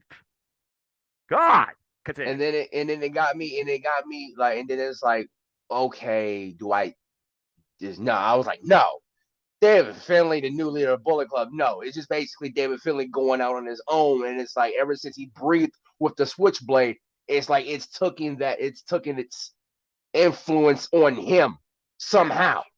And now a rebel against everything and everybody. Continue. Exactly. He is now becoming that rebel, and now he is out to make it his own era in his rebellious way. And now that Jay White has now exit stage left. But as we move on from that, do you have anything else to say based on David Finlay's rebuttal? Because talk about making a statement, but talk about wrong place, wrong time. In my opinion, it was really wrong place, wrong timing. Like I get that an era, but jeez, like you wanted to basically not let the fans of San Jose just take it all in and just basically realize what's happening. You just really want to just, I'm not going to have no sympathy for Jay White. No, that's not. No, yeah. I had history with this man. You think I'm gonna let y'all have sympathy? No, that's not happening. Okay, screw all of you. Screw California. At the end of the day, you have to get my permission to be in this ring. Otherwise, don't be anywhere near it, or I will take you out. Okay, damn. F you, David Finlay. See what happens from here. Right. But again, Switchblade Jay White, thank you. And wherever you go, everybody will always breathe in your era. Just don't go to WWE, don't name you Jay White. But I digress. I heard that. All right, so continue on now. So we're moving on to the filthy fight. Filthy rules match with Tom Lawler and Homicide with no ropes. It's just basic. And then Tom Lawler busting up the black denim jeans. He usually rocks blue, but he rocked in black denim. That black denim sounds weird in general. I'm just gonna say that for the record. with the helmet gear and with the gloves, and I'm like, is this a mixed martial arts fight or? It's just basically mixed martial arts mixed with wrestling with street fight, because we did see a door get used somehow in some way. And why are there doors in Impact Wrestling and NJPW? Anyway, continue. But this was a very chaotic and very violent match between those two, and Tom Lawler, once again, points. And he had another pair of denim, even skinnier denim underneath that. And we saw a fork, we saw a door, we saw the exposed turnbuckle post used, we saw chairs thrown in the men's faces, we saw a Benoit spot. Yes, I said that. From the top of a ladder, courtesy of Tom Lawler. I thought he concussed himself. But that's how hostile and personal that this feud got between Homicide and filthy Tom Lawler. And in the end, the nasty knee to the brain finally put the man down in a sleeper, but still an infallible. Screw you, dude. I'm still better than you. I would never be through with you. Tom Lawler does get the win. Filthy, and in the end, filthy probably being the most generous term. Generous. Was a monkey butt ugly fight. Agreed. 100%. Damn. Then we moved on to now this was I'm just one gonna of say our this right now before you say anything else. This was match of the night and match of the weekend for me. Go ahead. As we move on to one of our two main events. This was everybody's match that they've been looking forward to the most for the IWGP Women's Championship. And I'm gonna agree with No on this one. Match of the night, match of the weekend. Between Kyrie, your first ever IWGP Women's Champion, challenging the CEO, formerly known as the Boss, but has now evolved herself into a CEO, stepping into the ring for the first time within 9 months, which, by the way, if y'all have not checked out the documentary, I suggest you go ahead and check out Mercedes Moné's documentary. Training in America, Mexico, Japan, all this time for this moment, truly what was the dream for her entire life. Continue.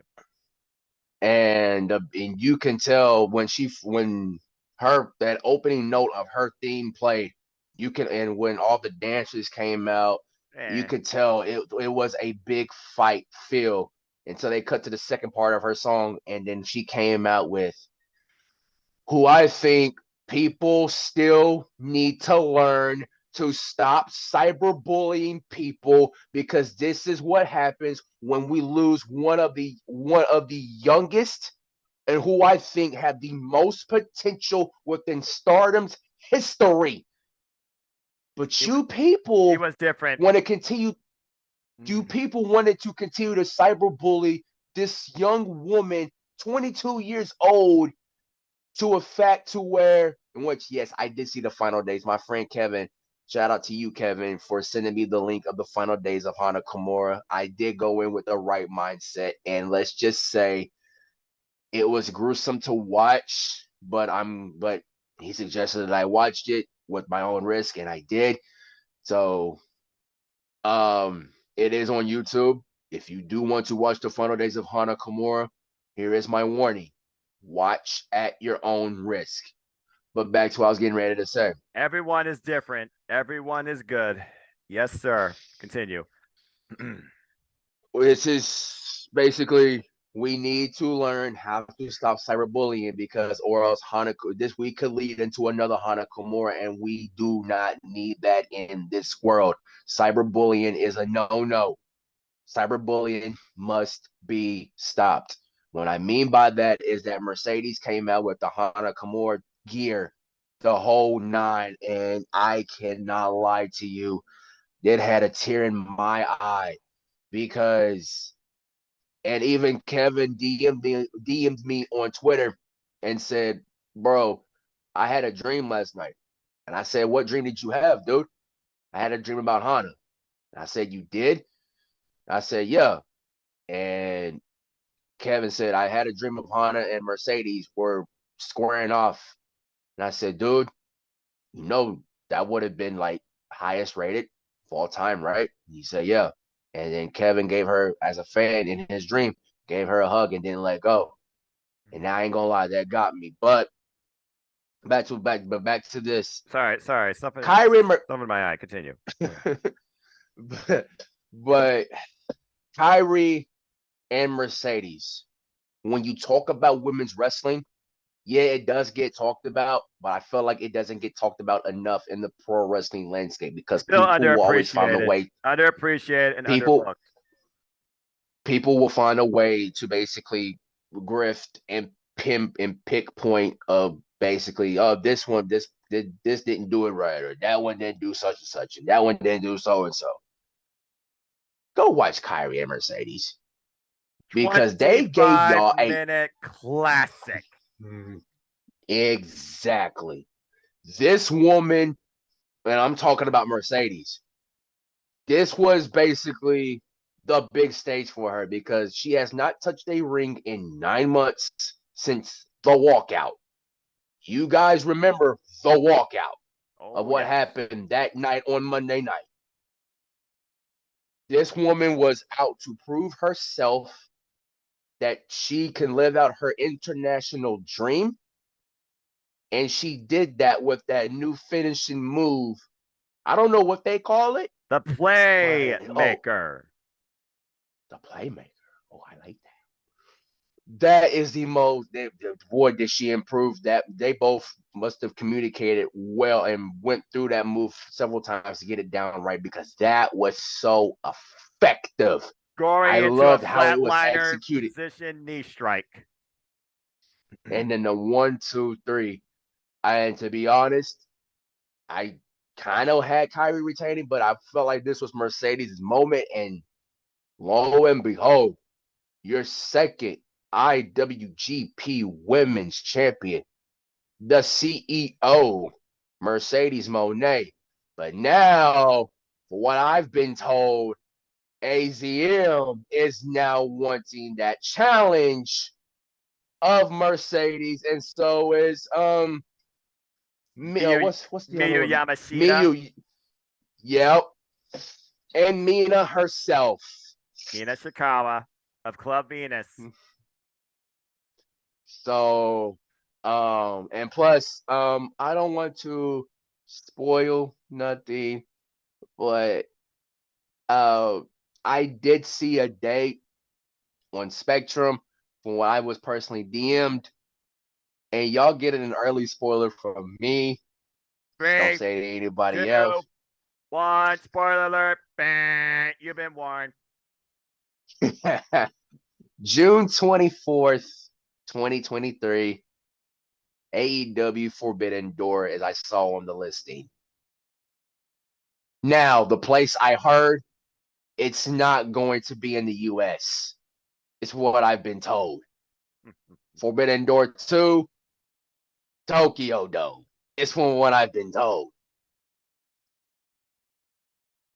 That Tokyo Dome's going to use this year, I'll tell you that much. And for what I've also been told, and I don't know if this other part is true, Mercedes Moné will be at the Tokyo Dome for that show. So whoever's been doing that Jamie Hayter and Mercedes Moné agenda, I think you're on the right track. Never say never. Especially in the wrestling industry, never say never. Yeah, I gotta say, this match was, the emotions were there before the bell even rang. The crowd was on the edge of their seat, paying so much attention. It was Mercedes Moné, NJPW in-ring debut, more so than anything else. Even Bailey, San Jose's own, was there supporting her friend. And at one point, after we saw how much Mercedes focused on making sure the cutlass and the insane elbow would be rendered useless, and most of that was to her advantage. And again, we saw how much the Japanese and the lucha background came into play as well with the deep arm drag takeovers. And she is still a boss, so she still has that sass and attitude. Good Lord, and the look too. And at one point, she even did the Bailey to belly. Nearly got the 3 there. She did the top rope Meteora, nearly got the 3 there. It looked like she was about to lose herself. The strong style that these two women share in the middle of the ring at one point, where they're both literally set up back to each other, and then the impromptu spinning cutlass, but she stopped the insane elbow, getting the legs up, and then another cutlass that dropped the ref work. He stood, but it was not intentional, and all hell broke loose. We go up to the freaking stage, and she pulls out a table, but she ends up suffering through the table, courtesy of a freaking power bomb by Kyrie. That was insane. Finally brought her back in the ring, looking to finish things, but every time they countered each other, whether it was crossface or the bank statement, which I still think that's what it's called as far as that submission move goes, somehow, someway, both these women were able to fight back. And at one point, the anchor was in, and she was literally bending her with her crossface in half. It looked like she was about to tap, but she didn't. And when she stopped the insane elbow for the second time, and then it was just a test of strength, the backslide for backslide, both getting up, and somehow she was able to counter Kyrie's body weight into the gory takeover flat position. That knee strike, the Playmaker, made the boss get a promotion. Just goes to show him, when you're a boss, you still cannot reach your peak And yes, Mercedes Moné and Kairi both make history. Kairi being the first, but Mercedes Moné, first defense of the IWGP Women's Championship in the U.S., is our new IWGP Women's Champion, endorsed by Kairi herself with the belt around her, tears with both, an embrace. I couldn't ask for a more brighter new beginning for what's going to be an absolutely incredible, world-renowned women's division, I feel, to come on in and out of New Japan Pro Wrestling. Congrats to the belt, but congratulations to Mercedes Moné, as Bayley also was there live watching on off the side, and left as Mercedes and Kairi made their way out of the building too. But what a moment, what a match, what a beginning for this women's division. And assuming the current high-speed champion, while going a little sub-tangent here, because Stardom did kick them off, Julia was able to successfully retain the title against longtime friend and rival Suzu Suzuki. Incredible match with the red belt. Saya Kamatani is the white belt. Simple as freaking that, as she was able to beat the former longest-reigning multiple defender of that title single run, Momo Watabe, Black Peach, my dark desire. And that was a freaking hell of a clash. Himeka, the Jumbo Princess, she might be on her retirement, but her and Micah DDM came this close to becoming the new Goddess of Stardom Tag Team Champions. Oedo ties Saki Kamatani, or probably I screwed up the name. She wants to go after the high-speed title. And it also has been announced that Asume will defend the high-speed championship against her ultimate rival, Starlight Kid of Oedo Tai, as the Cinderella tournament nears. And we'll see if Arai can once again win the glass slipper and get the promise by midnight, preferably saying. So that's just some stuff going on in Stardom to get you guys caught up there. And again, I would not count out Stardom talent changing away to a degree to be part of the women's division in New Japan Pro Wrestling, because you need to now build the depth. You got your CEO, but who are the employees? I'm just saying. But yes, incredible win by Mercedes Moné. I also cannot wait for Hasuki, the Wild Heart, to take on Saya Kamatani now for the white belt in what I believe is going to be now her 15th defense. Congratulations to the Golden Phoenix. Keep on shining. You are truly the wonder of Stardom. And now I return back to King, who will probably have some rebuttal based on what I just said before he talks about the main event. I have no rebuttal. But I'm gonna do a little bit. I have no rebuttal, so you pretty much said that on point. You know, I'll catch Stardom whenever I get a chance. You know, it's too much wrestling for me. But you watch all things wrestling, so you more educated on Stardom than me. So I create ATW based on that principle. But yes, I am. I guess I'm the CEO of ATW because I do watch all things wrestling. But anyway, as I will let Noah do the play-by-play on this main event, which I'm just going to simply just say this about this main event. Okada and Tanahashi before 2023 have not met for an IWGP Heavyweight Championship since 2018. Right?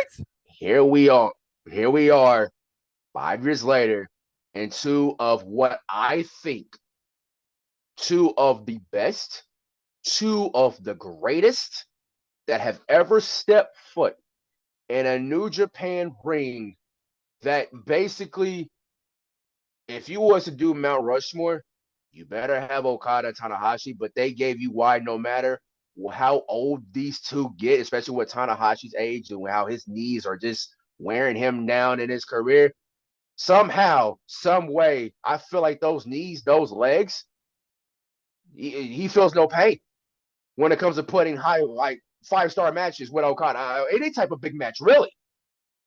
Because, like, yeah, his knees and his legs might get worn down, but when he does them high fly flows, it doesn't show it. No, it doesn't. At all. He screams in the moment is what that comes down to, in my opinion. Anyway, continue. But Rainmaker once again puts down Tanahashi, and 1, 2, 3, Okada is still your IWGP World Heavyweight Champion. What I thought was a great main event, but then Mercedes coming in. And I'm like, Mercedes, bro. And then that shot. You realize what you're looking at when it comes to New Japan ushering in their next year, in and out of Japan and in America. You realize what you saw. But I noticed what I saw before that even happened. Okada wanted to get the Dream Team back together. He wanted him and Tanahashi to go after the IWGP Heavyweight Tag Team Championship before Mercedes came in.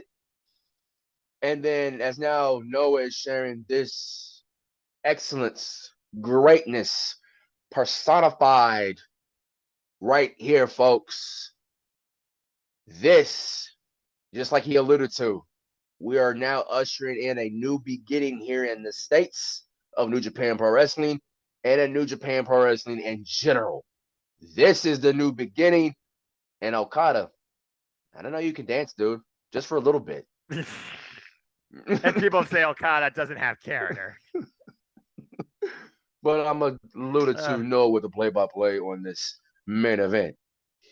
So, I mean, again, it's Okada Tanahashi. It's an immortal Wrestle Kingdom robbery that spanned across 3 dadgum years. And it was the first time in history the IWGP World Heavyweight Championship was defended on U.S. soil with these 2 incredible pillars of New Japan Pro Wrestling that still bring their best today. There's a reason why Tanahashi's freaking Titantron says Iron Will, but why he still is the superstar, the wrestler, the man that is once in a century. You, of course, have the early tie-up there, and then we have DDT on the entrance way trying to take control, and then Tanahashi fights back with some ridiculous German suplexes because the Dragon Screw. But I still say it to this day. Damn, that move has to suck. Going for broke, Tanahashi hits the high fly flow, but then the champion would come back eventually with a slapjack, stop with a sling blade by the Ace, and fury of offense. Strong style personified by these 2 in the early going of this match continued. At one point, the most effective difference maker, and I yelled at one point during our open mic night. Sorry, crew. Drop kick. Drop the Ace where he stood. The best drop kick in the entire wrestling industry. There, I said it. Another Dragon Screw again, though, definitely put things into order. And then the money clip. The first time, I believe, Tanahashi has ever dealt with the money clip, the camel clutch, but he was able to get out of that and then come back with a straight jacket German suplex, led to a 2.5. And then next thing you know, pair of knees to the sternum. Ouch. That definitely knocks the wind out of you. Some forearm shivers, elbow strikes, and at one point, Tanahashi goes for broke, gets drop kicked out of midair on the damn high fly flow. And then we got a Rainmaker that was countered with an inside cradle because Tanahashi's one with stuff as simple as a victory roll. Still not enough. Even at one point, Okada stood down Tanahashi. Still not enough. Cobra Explosion finally came into play, followed by Rainmaker for the definitive 3 count. In the end, Okada once again proves why he is New Japan. And he made it rain in San Jose. And apparently did a little bit of a number with Frankie Monet. The CEO and the Rainmaker, your faces of New Japan Pro Wrestling. I see nothing but profits, dollar signs, and brighter times. I got it. Something just struck me. I got this. Hear me out. Okada and Monet versus Omega and Riho. There we go. If you want to do a mixed tag, boy, are you crazy? Oh, well, I mean, Tokyo Dome, Forbidden Door. I mean, maybe you're not crazy. But yeah. And that was Bound the Valley for the first pay-per-view of the New Japan of America brand this year. Hell of a kickoff, to say the least. A lot of stuff really surprised us. History was made, and the sky's the limit where New Japan Pro Wrestling goes from here. Wait a minute. There's one match we forgot to talk about. Zack Sabre Jr. and Clark Connors for the NJPW World Television title. Oh, that's right. That was before the friggin' thing. That's right. I'm sorry, because that was after the fight. And again, Zack Sabre Jr., he is Taka's, but he calls the strong style title for a reason. But Clark Connors, he fought his way through, even spearing the man at one point. But Clark Connors was able to try and mount back some offense. He followed up with the power. I think he got a little bit full of himself at times, and he forgot that the clock is also your enemy. And at the end of the day, when Zack Sabre Jr. floated over and trapped that arm was literally going vertical and backwards about the power of the socket. You had no choice but to tap out. Great competitive bout, though. Again, Zack Sabre Jr. is tested by his opponent towards the time limit, which I really enjoy. And as commentary alluded to, even if it went to a draw, Zack Sabre Jr. would retain, but Zack Sabre Jr. doesn't fight you to go the 50-minute time limit just for a draw either. He fights to test himself. And once again, the frontman of TMDK did just that, even though I have no idea what any of the words is for his fiend. Me neither. But also after the match, one Kevin Knight decides to step up to the plate. Why not? And wants to test himself against Zack Sabre Jr. Which I'm looking. If that does get announced, I want to see. I want to see that happen. Yeah, me too. Honestly, I mean, he asked the fans, "Oh, you dickheads think." I'm for it. I'm for it. And I gotta say, I love, despite what people call this title looking like, I love what this title has been presented as and their inaugural champion. Again, incredible stuff winning against Rando Rita to crown the first champion at Wrestle Kingdom. Incredible first defense against Tomoshi during the new beginning, because Tomoshi is always a man that brings strong style at its best. You're not facing a crapped out evil. Oh, sorry, I say it out loud. And then, of course, Clark Connors now being the next defense.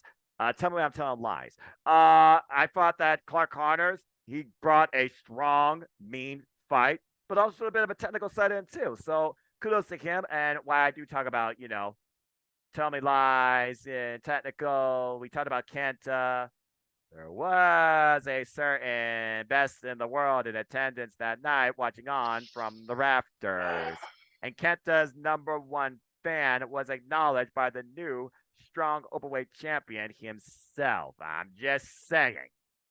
He still needs to mend fences first before we can go even further. Yes, he has a couple months left until his rehab process is complete. And for what I've been told from Meltzer, so take that with a lot of grain of salt as you will, that man is slated to internally be back on that roster. But him and the Bucks have still yet to mend fences. Oh boy. Everyone needs to grow up and move on. Think about what's best for the future of yourself and the company. Like Dak said, let's get along and let's do it for the business. If we can make money off it, because there's a money match laying right there. There's multiple money matches laying in this dynamic. Just put it out there, all right? But just saying. For both of them, all three, because I think Omega has not said a word. Omega has stayed out of it. Omega's been busy. I mean, I just recently watched his podcast episode with Swerve and the rest of the crew. So he dropped a lot of information too about the video game, about a little Kota Ibushi tease he did. Which I still believe that's a sighting to behold, which I'll give it by midsummer this year. We will see Kota Ibushi in AEW. I'll give it summer this year. Summer. Well, Ted, considering we know that Kota Ibushi is going to be involved in Josh Burnett's Bloodsport against freaking Speedball Mike Bailey, we are watching that shit and zooming during it. I don't care. We are watching that shit and zooming during it. I don't care.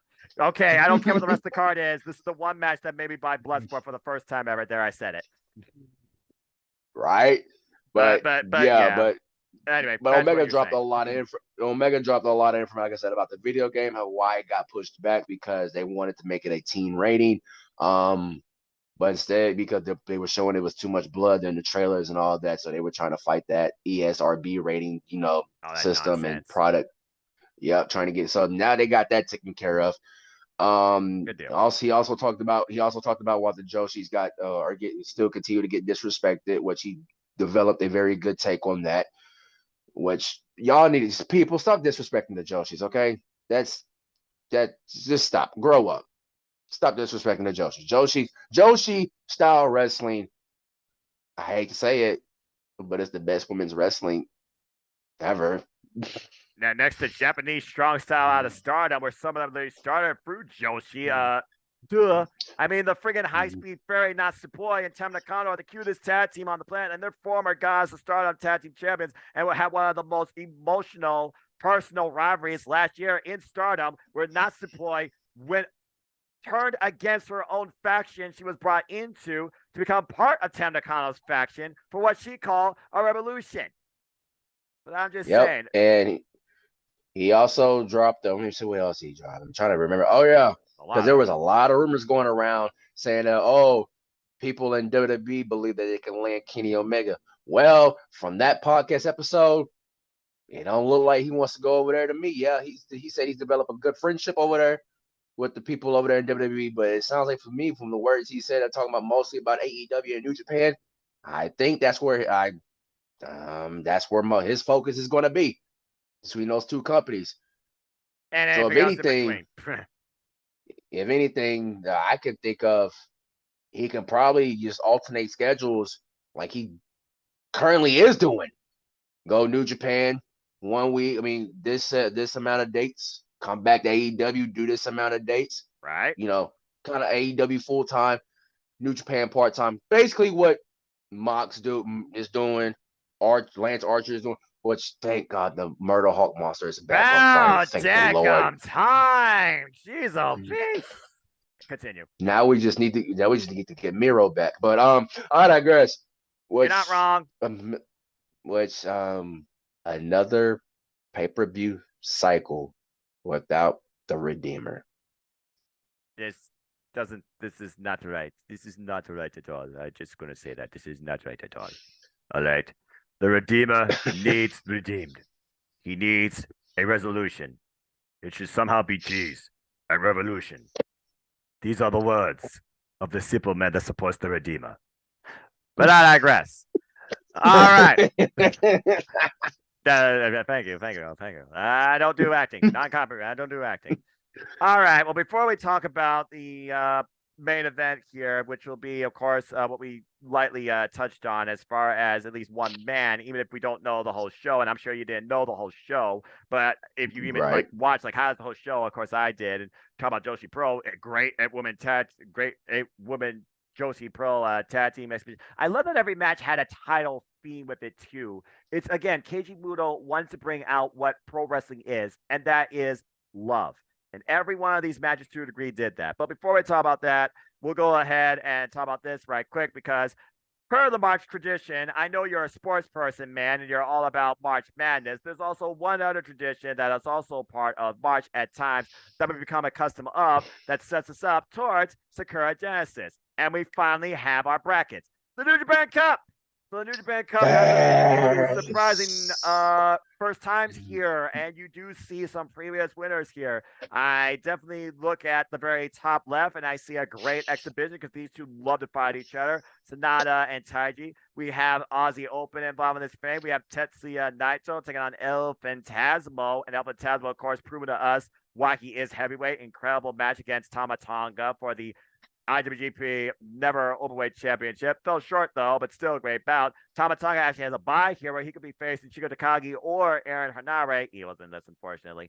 Jeff Cobb, the Imperial Kid, will also be involved in this. And Will Ospreay also gets a bye. Greto Khan. Oh, hell. He will face winner David Finley and Tomoshi East. Don't people, my boy. And you do see the rest of the field, too. And I wouldn't mind seeing Tomoshi and Greto Khan. All hail. Renew hostilities. And this will culminate come March 21st. And this thing kicks off March 5th, the day of AEW Revolution. So, King. God. No sleep. So, King. No sleep. What is sleep? Based on this bracket here, what are your initial thoughts? Who you think is going to go the distance? Who you think can surprise you? Who do you want to see win it? Do you want to see a repeated winner or a first timer? Go ahead and give us some takes from you. I already see one surprise name on this bracket, and that's Shota Umino. Roughneck. That's the Roughneck himself. Hell of a match with Tetsuya That Naito, is a surprise. that is Mox protege written all over that man. Yep. That is one name that surprises me on this bracket. Everybody else is, big time, big game changers in this bracket, in this whole tournament. Let me see here. Sonata, Taiji, Kenta, Naito, Phantasmo. Oh. I see, like you touched on, I see some repeated winners here. Yep. And it looks like I might have to stick with that repeated winner aspect. Let's see. Keep in mind, dude, whoever wins this faces Kazuchika Okada at Sakura Genesis. See, good thing you do. Ah, man. Let's see, Takagi already had his shot, so Takagi out. Will let me see. Has Will Ospreay got his? Elevated! Yes, he has. He's got a bye also. I can't believe that dude brought it back at Wrestle Kingdom, but that's a different discussion for a different day. Yeah, agree. It'll be like the end year fade, like the craziest star of 2023 Pro Wrestling year, elevated at Wrestle Kingdom. Anyway, continue. Yano eliminated because we both can't stand him, so he's out of that picture. Evil too, get him out of here too. Yes, I don't like Evil. You know my feelings about him. Yeah. I'm gonna throw this name out there, and I'm all about taking risk when it comes to these type of things, like these type of brackets. Even though a bracketologist like myself that does the Owen, which stay tuned, by the way, if they do the Owen this year, I will bring back the Owen Hart bracket challenge. So stay tuned on that. You know what? Naito is my winner. I'm gonna go with Naito. Naito, huh? Naito. I believe the Stardust himself. I feel like, he wants another run as champ, but I feel like, in my belief, because he's all about he got his main event, so per se, with Muto out the way, which we will talk about here shortly. Yep. So now I feel like it's championship aspirations for Naito at this rate. I would have said Tama, but Tama is too busy with the never openweight championship last time I checked. Still the champ after incredible defense against ELP, although I wouldn't mind seeing Tama versus Aaron Harry or Shingo Takagi. So that's why I'm going with Naito. Naito and Okada. Naito is your New Japan Cup winner of 2023. That's who I got. I'm always going to hold out for those that haven't won it yet, but I want to see them ascend to that next echelon, New Japan, and that's definitely Stone Pitbull, my boy, Tomoyoshi E, and Taiji for that matter. But I also think about this. One of the people that had the roughest year so far, kind of the roughest couple of years, is Sonata.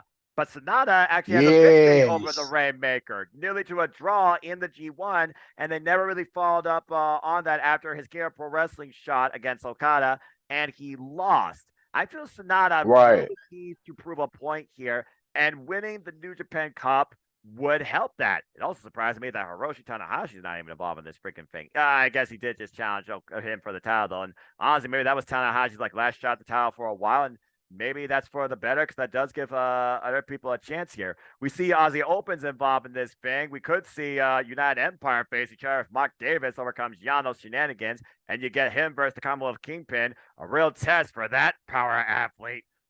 Just saying, Jeff Cobb, the Imperial Unit, he nearly won a G1 block. He's never won New Japan Cup, but I'm sure he wants the receipt against Kazuchika Okada. But I also know he still has the United States Championship in his vision. And with the Cow Palace coming up, I still can't help but think, will Jeff Cobb show up? And will this be a way you set up him versus Omega for the IWGP United States Championship? Maybe even Ashikura Genesis, for all I know. I'm just saying. Tomoyoshi E versus Great Khan. All hail. I really want to see that match, so I hope that becomes a thing.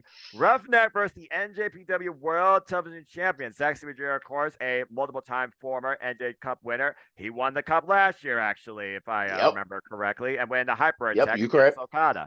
Tama Tonga and Shingo Takagi has the biggest aspirations for me because Shingo, of course, still has the KLPW Championship, but Shingo's also a former never openweight champion. So if he's going to work his way back up, why not go back after the title that you held so predominantly long and strong for the longest time till it was botched by freaking the person we're not going to talk about. Ren Narita, now 6-man champion, taking his chance, Son of Strong style in the New Japan Cup. I think he could go the distance, but if I was to figure out the finals for this thing, this is just me going really bold and out there and thinking about who each man has to go through. But I wouldn't mind seeing a final between Tomohiro Ishii and Sonata or Taiji. All three of those men have incredible history with Kazuchika Okada and also amongst each other. And none of those three men have won the New Japan Cup either. So I'm holding out for our first time winner, even though I know that Sia Naito, there's been talk about him maybe being freelancer soon and leaving New Japan or, his contract coming up and why that might be a way to keep him in. I mean, no matter what, he's tranquilo. But yeah, I just want to see a first time winner. I feel Sonata needs it the most when I look at this bracket. But again, will Sonata fall short to the Rainmaker? Can he afford to do that? Call himself New Japan's new hope. What hope are you if you can't even be the hope for yourself? You keep trying, but you're not succeeding. I'm just saying. So that's my simple take on the New Japan Cup. So heartfully, I want to be Ishii on the right hand side, and on the left hand side, I want Sonata or Taiji, which obviously means one's going to be eliminated. But I think you are pretty much on point looking at this bracket that the strongest case to win this could be Tetsuya Naito. So I guess we're just going to have to wait and see. But overall, I like this bracket. It looks pretty nice. A couple of names I would remove, but I'm hopeful. All right. Well, that being said, we covered a lot. I also want to just bring a short highlight to NWA's World Women's Champion that I got to meet, by the way. Thank you, Camille, for the autograph and the conversation. All the best in your continued success. Wonderful individual. She is still, of course, NWA World Women's Champion now for over 620-odd plus days. And good Lord, you're talking about a bitch that's unbeatable. That's one that's definitely consistent and as leaps and bounds above the AEW TBS champion. Sorry, not sorry. It's just a fact of life, not an insult.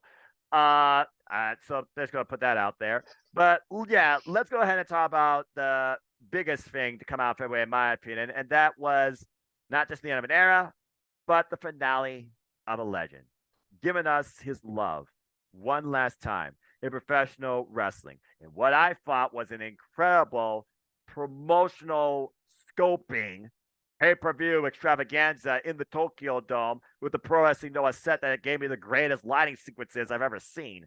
That was incredible.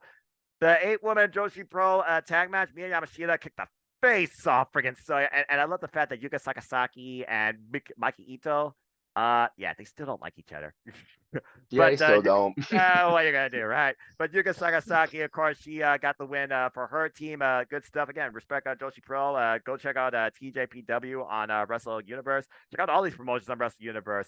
We had DDT Pro Showcase. We had Dragon Gate Showcase. We had All Japan Clash with Wrestling Noah's own Kino and Congo Unit Rebellion. And I got to admit, that All Japan guy, he could go. I like what he brought against Nakajima. I want to see those two go one-on-one. Put him in the freaking N1. Just saying. That really will be showtime. We saw Akasa. I know I'm going to butcher names. Apologies, folks. We saw the GHC Junior Heavyweight Champion clash with the IWGP Junior Heavyweight Champion Hiromu. Very good competitive bout, but of course, Hiromu got the win. Felt very personal going in, but I feel there was a lot of respect earned during it and showcased in the end. You saw how distraught, of course, that man was in defeat, coming close, but not quite far enough. Pro Wrestling Noah has tag team animosity inside themselves, but Pro Wrestling Noah did win their bout against, I think, was Dragon Gate. I can't remember the whole card. Apologies, folks. We saw a breakdown with Taiji Ishimori and a mentor in what was a different form of a retirement match that I definitely was super short. But kudos to what they got out of it, as Gato just looked on. Well, I think a tear in his eye, King, if you saw that correctly, like me. And it was like, again, it was just the ending for, more than one man. And that 6 tag again with All Japan and Pro Noah with their Congo Rebellion group. That was something really awesome. But let's go ahead and talk about the 2 main events on this show, because each one had their own personal, emotional showcase, to say the least, and was, I feel like, a finale of sorts in different cases. So let's go ahead and first talk about this, because who would have thought you would ever see the Pro Wrestling Noah GHC champion face the IWGP World Heavyweight Champion that no-showed the press conference, shining through dream match. This was a lot shorter than I expected. Kaito Kiyomiya, of course, 9 years younger than the icon of the wrestling industry, in my opinion, going today. Renmeka Kazuchika Okada, who made pretty quick work, but he was out to prove a point at the expense of the Pro Wrestling Noah fan base. Wouldn't you say? The heelish side of Okada when I saw the highlights. Me like you. I want to see Okada go heel. I want to see Dark that Okada. happen. And Inoki Dark Okada. Good grief. Yes, I want to see that happen. Full time, 100%, full fledged. I want to see that because we've been accustomed to, you know, this side of Okada for a long time. Yes. So it wouldn't hurt for a 100% full fledged Inoki Okada. I would not mind that one bit.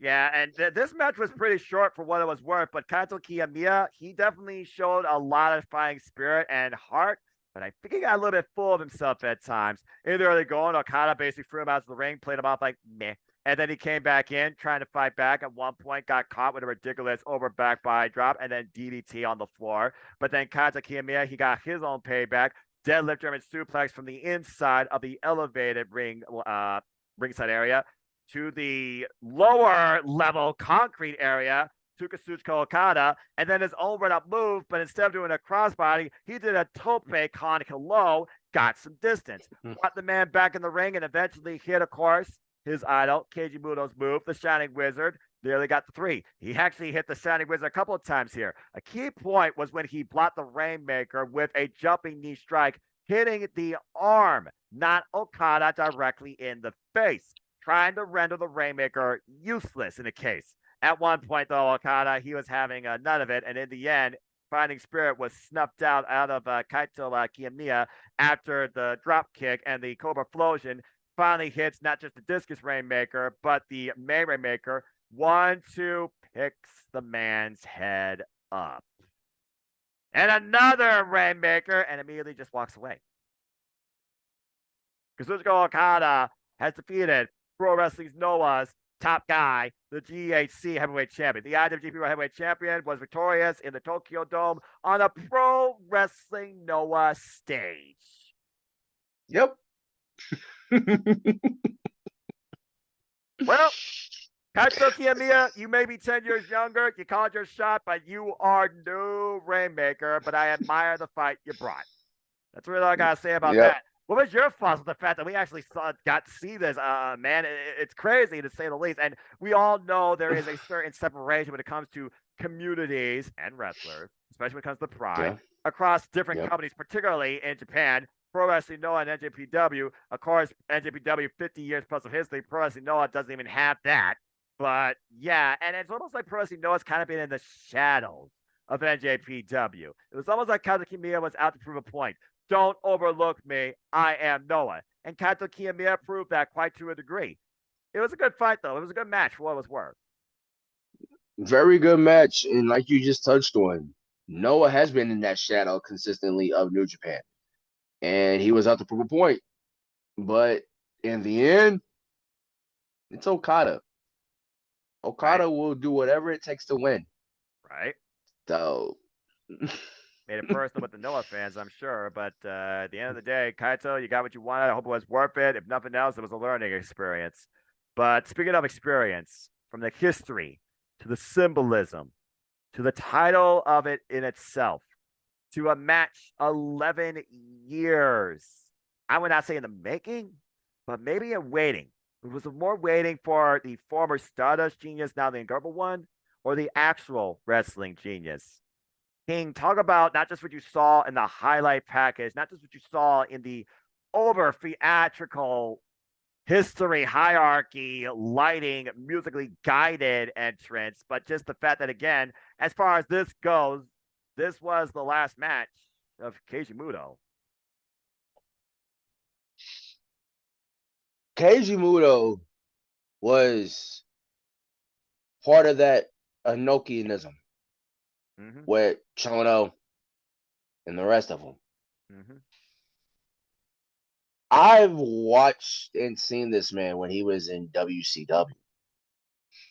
When he was part of the NWO at the time, 97. And that's how I got introduced to the great Muta. I didn't know it was Keiji Muto back then as a child. I didn't know that.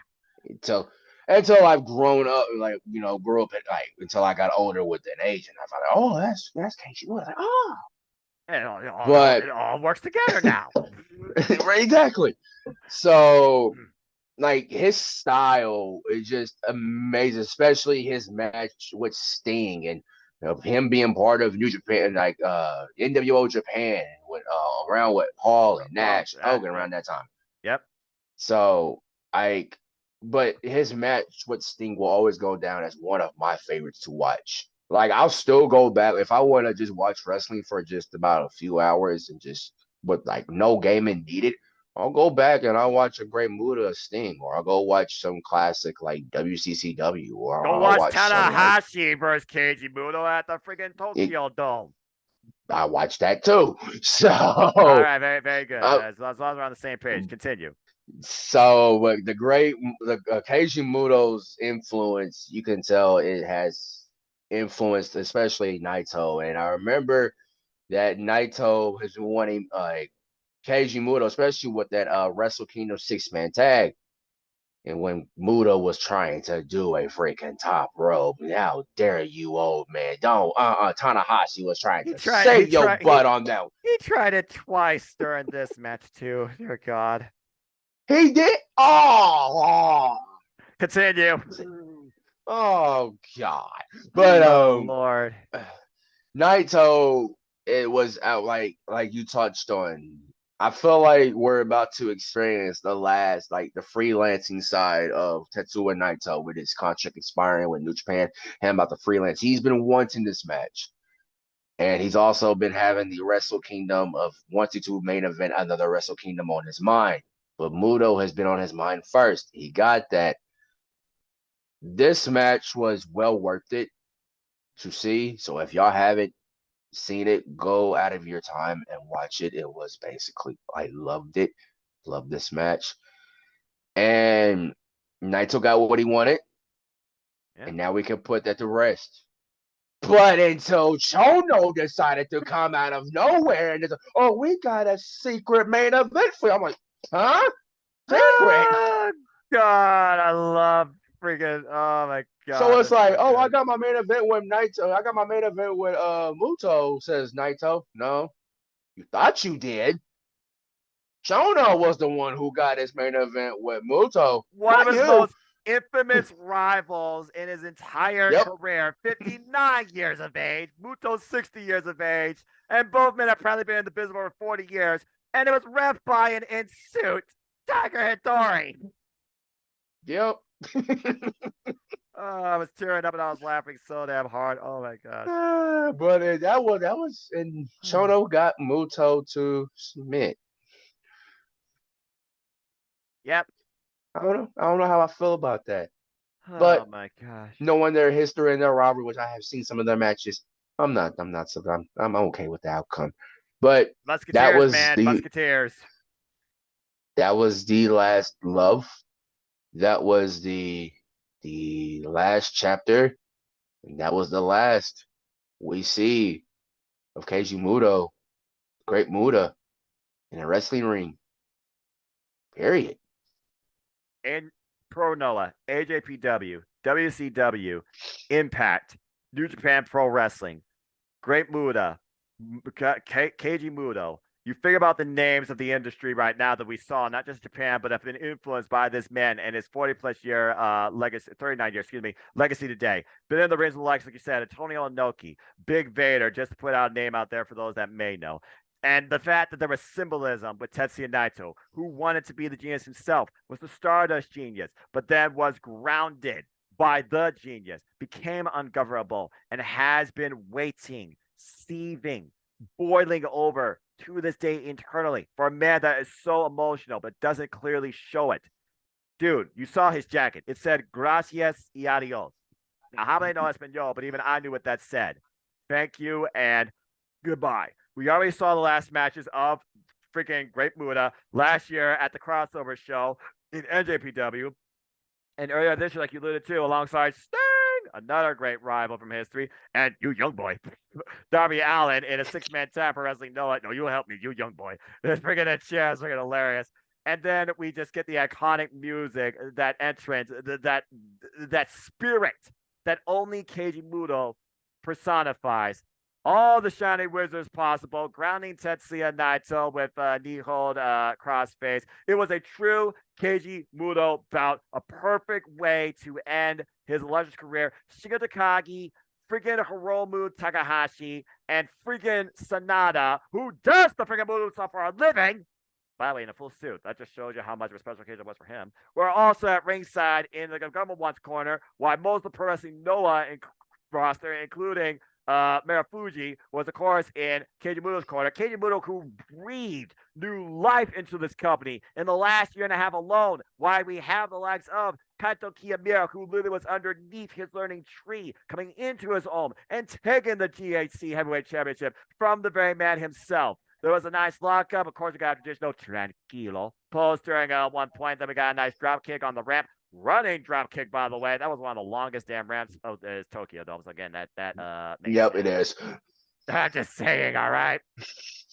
Figure 4 leg lock by the genius himself that earned him his incredible Tokyo Dome victory 28 years ago. And also a submission shout out to, well, Tanahashi. Yeah, Tanahashi, who was emotional and also on commentary. Yeah, I remember that. I remember us, the Tokyo Dome. Yeah, don't you freaking ace? I'm just saying. We got DDT, Masawa, Emerald Flosion for a near 2. Shinya Hashimoto-esque overhand rights were exchanged by Keiji Muto after Naito locked in a full leg Nelson. And of course, Keiji Muto has like the most damaged legs possible in the industry. Yes, he did go for the freaking Muto moonsault, but twice. But thank Christ, both times he came down, didn't do it. Hit the Shining Wizard and then set Naito up for a freaking stand-up, and instead got drilled with Esperanza, and then goes for the Destino, but gets caught again for a leg lock. At this point, Naito, he is busted over, I believe, his right eye. And Muto was this close to winning after a crushing Shining Wizard to the back of the head. Still wasn't enough. Another Shining Wizard still was not enough. I thought that he was going to win his retirement, but nope, it was not meant to be. Completely bloody. Naito hits 2 Shining Wizards of his own, but did not put down the Genius for a 3. It was Old Faithful in the end, holding his fist in the air and giving a love pose. Destino. And it was over for Keiji Muto until he wanted to do one last little fun thing for not only his fans, friends, his love of the industry himself, but one of the greatest people to follow him the entire way, as Muto gets a Kenta kick and an STF and taps out with Tiger Hattori calling for it. We get an emotional speech, and then Muto takes his final bow, makes his way up the entranceway. Fantastic firework explosion. The send-off for the genius himself of their 40 years in the industry, as the music kept playing, and I'm still rewatching that too as we speak, folks. And that was it as the lights go down, and this was shown. Arigato, Keiji Muto. It's still surreal to me, King. It's still surreal. It is too. And you do see that graphic. You were talking about the pioneers of the industry. You see who's on that graphic with him. Oh, yep. What a roller coaster. What a ride. What a career. What a last love for an absolute legend for generations of the industry. Thank you, Keiji Muto. Arigato. And that being said, folks, that is your simple ATW View impromptu highlight reel for the month of February 2. Catching you up on AEW, NWW, WWE, and Pro Wrestling Noah for that matter. And of course, giving our last farewells, send-offs, and absolute thankfulness to the legend, the genius, Keiji Muto. There never will be another. I hope you all enjoyed this quick little session. And again, we will be back next week, Friday, following the countdown to AEW Revolution with the Strictly Returned, where it began in 2020. It comes back once again, at least with the All Elite Duo. We hope to have others, but we'll see. AEW Revolution, preview and predictions, ATW View. But until then, I thank all of you, and I'm about to bid you all a fine adieu. But before we conclude, King, again, man, it's always a pleasure. been a long time since we did this, and it's been long missed, in my opinion. So, anything you want to promote, any last thoughts regarding anything we discussed, or anything we haven't discussed, or what's coming up, and where can people find you? Let's see. Let me see. My final thoughts. Right now, this AEW Revolution card, it's looking kind of light. But I'm hoping we get more matches added. Because if not, then I guess we're going in a new direction with the light matches. Well, the light number of matches, but we will find out next week as the Go Home show on Dynamite. But y'all can find me on Twitter at AMT Roman numeral 23, number 23. You'll also find me on Instagram at AMT Roman numeral 23, Roman numeral 23.23. There you go. It's as simple as that. And folks, you want to know more about me? Know this, for I am just a simple man and a lifelong fan of professional freaking wrestling. Damn it! But I digress. Find me on the Twitter, Instagram, and YouTube at Foster1916 for all things wrestling. And again, shout out, of course, to our entire ATW family across the Twitter and other platforms too.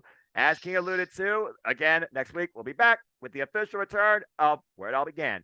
For the ATW View, AEW Revolution, preview predictions too. We'll see how much of the family we can get on the platform too. Stay tuned for more on that. Of course, we'll be back with NoDQ as we start off the All Elite League. I'll be back with them on the predictions panel. And of course, we'll host my own city predicting panel ahead of our ATW View next week as well. There will be play-by-play coverage and also prediction forums and so much more with this as well across the Championship Multiverse of media as we enter March. And there's still so much ahead, including the anniversary event, which we might talk about a little bit more after the pay-per-view then.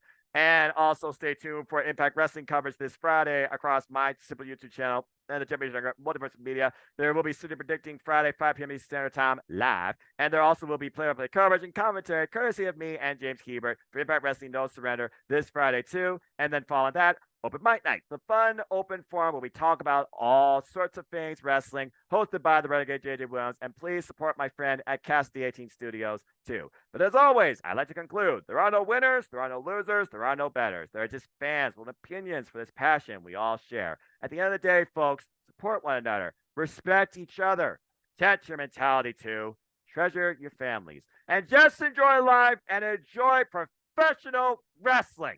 It's as simple as that. So with that being said, thank you so much for tuning in. Please like, subscribe, comment, and tell a friend. Hit the bell as this video goes live or on demand on this channel for me or anybody in and out of ATW and the Deputy General Multiverse Media too. Hit the subscribe button, give it a thumbs up, give it a like. Help me keep growing this YouTube community together. It's not the content creativity is not laying up anytime soon. Neither is our passion, I assure you. Pro wrestling was the last love of Keiji Muto. It is my lifelong love, and I promise you, I'm not going to stop that anytime soon. For the entire W crew, for my all-elite brother King, we will forever be with the Switchblade, and we will ever be thankful for the genius that was Keiji Muto, and we now bid you a fine adieu. So until next time, make a positive impact in life, and have a good night. It's been a wild February so far, King, and we're not done yet. Not done yet. We still got a few more days left, and then the March Madness. Yes, we of are. all different sorts. Just call it what it is. Mm-hmm. You got friggin' New Japan Cup. You got friggin' WrestleMania week with every pay-per-view under the sun. I already got Josh Bennett's Bloodsport. Bring up our super card and the Impact Multiverse show lined up for my week, along with everything else. Yeah, folk, I'm crazy. But I also am ATW. We are ATW. But to be fair, as I'm wearing the pin, we are AEW too. For life.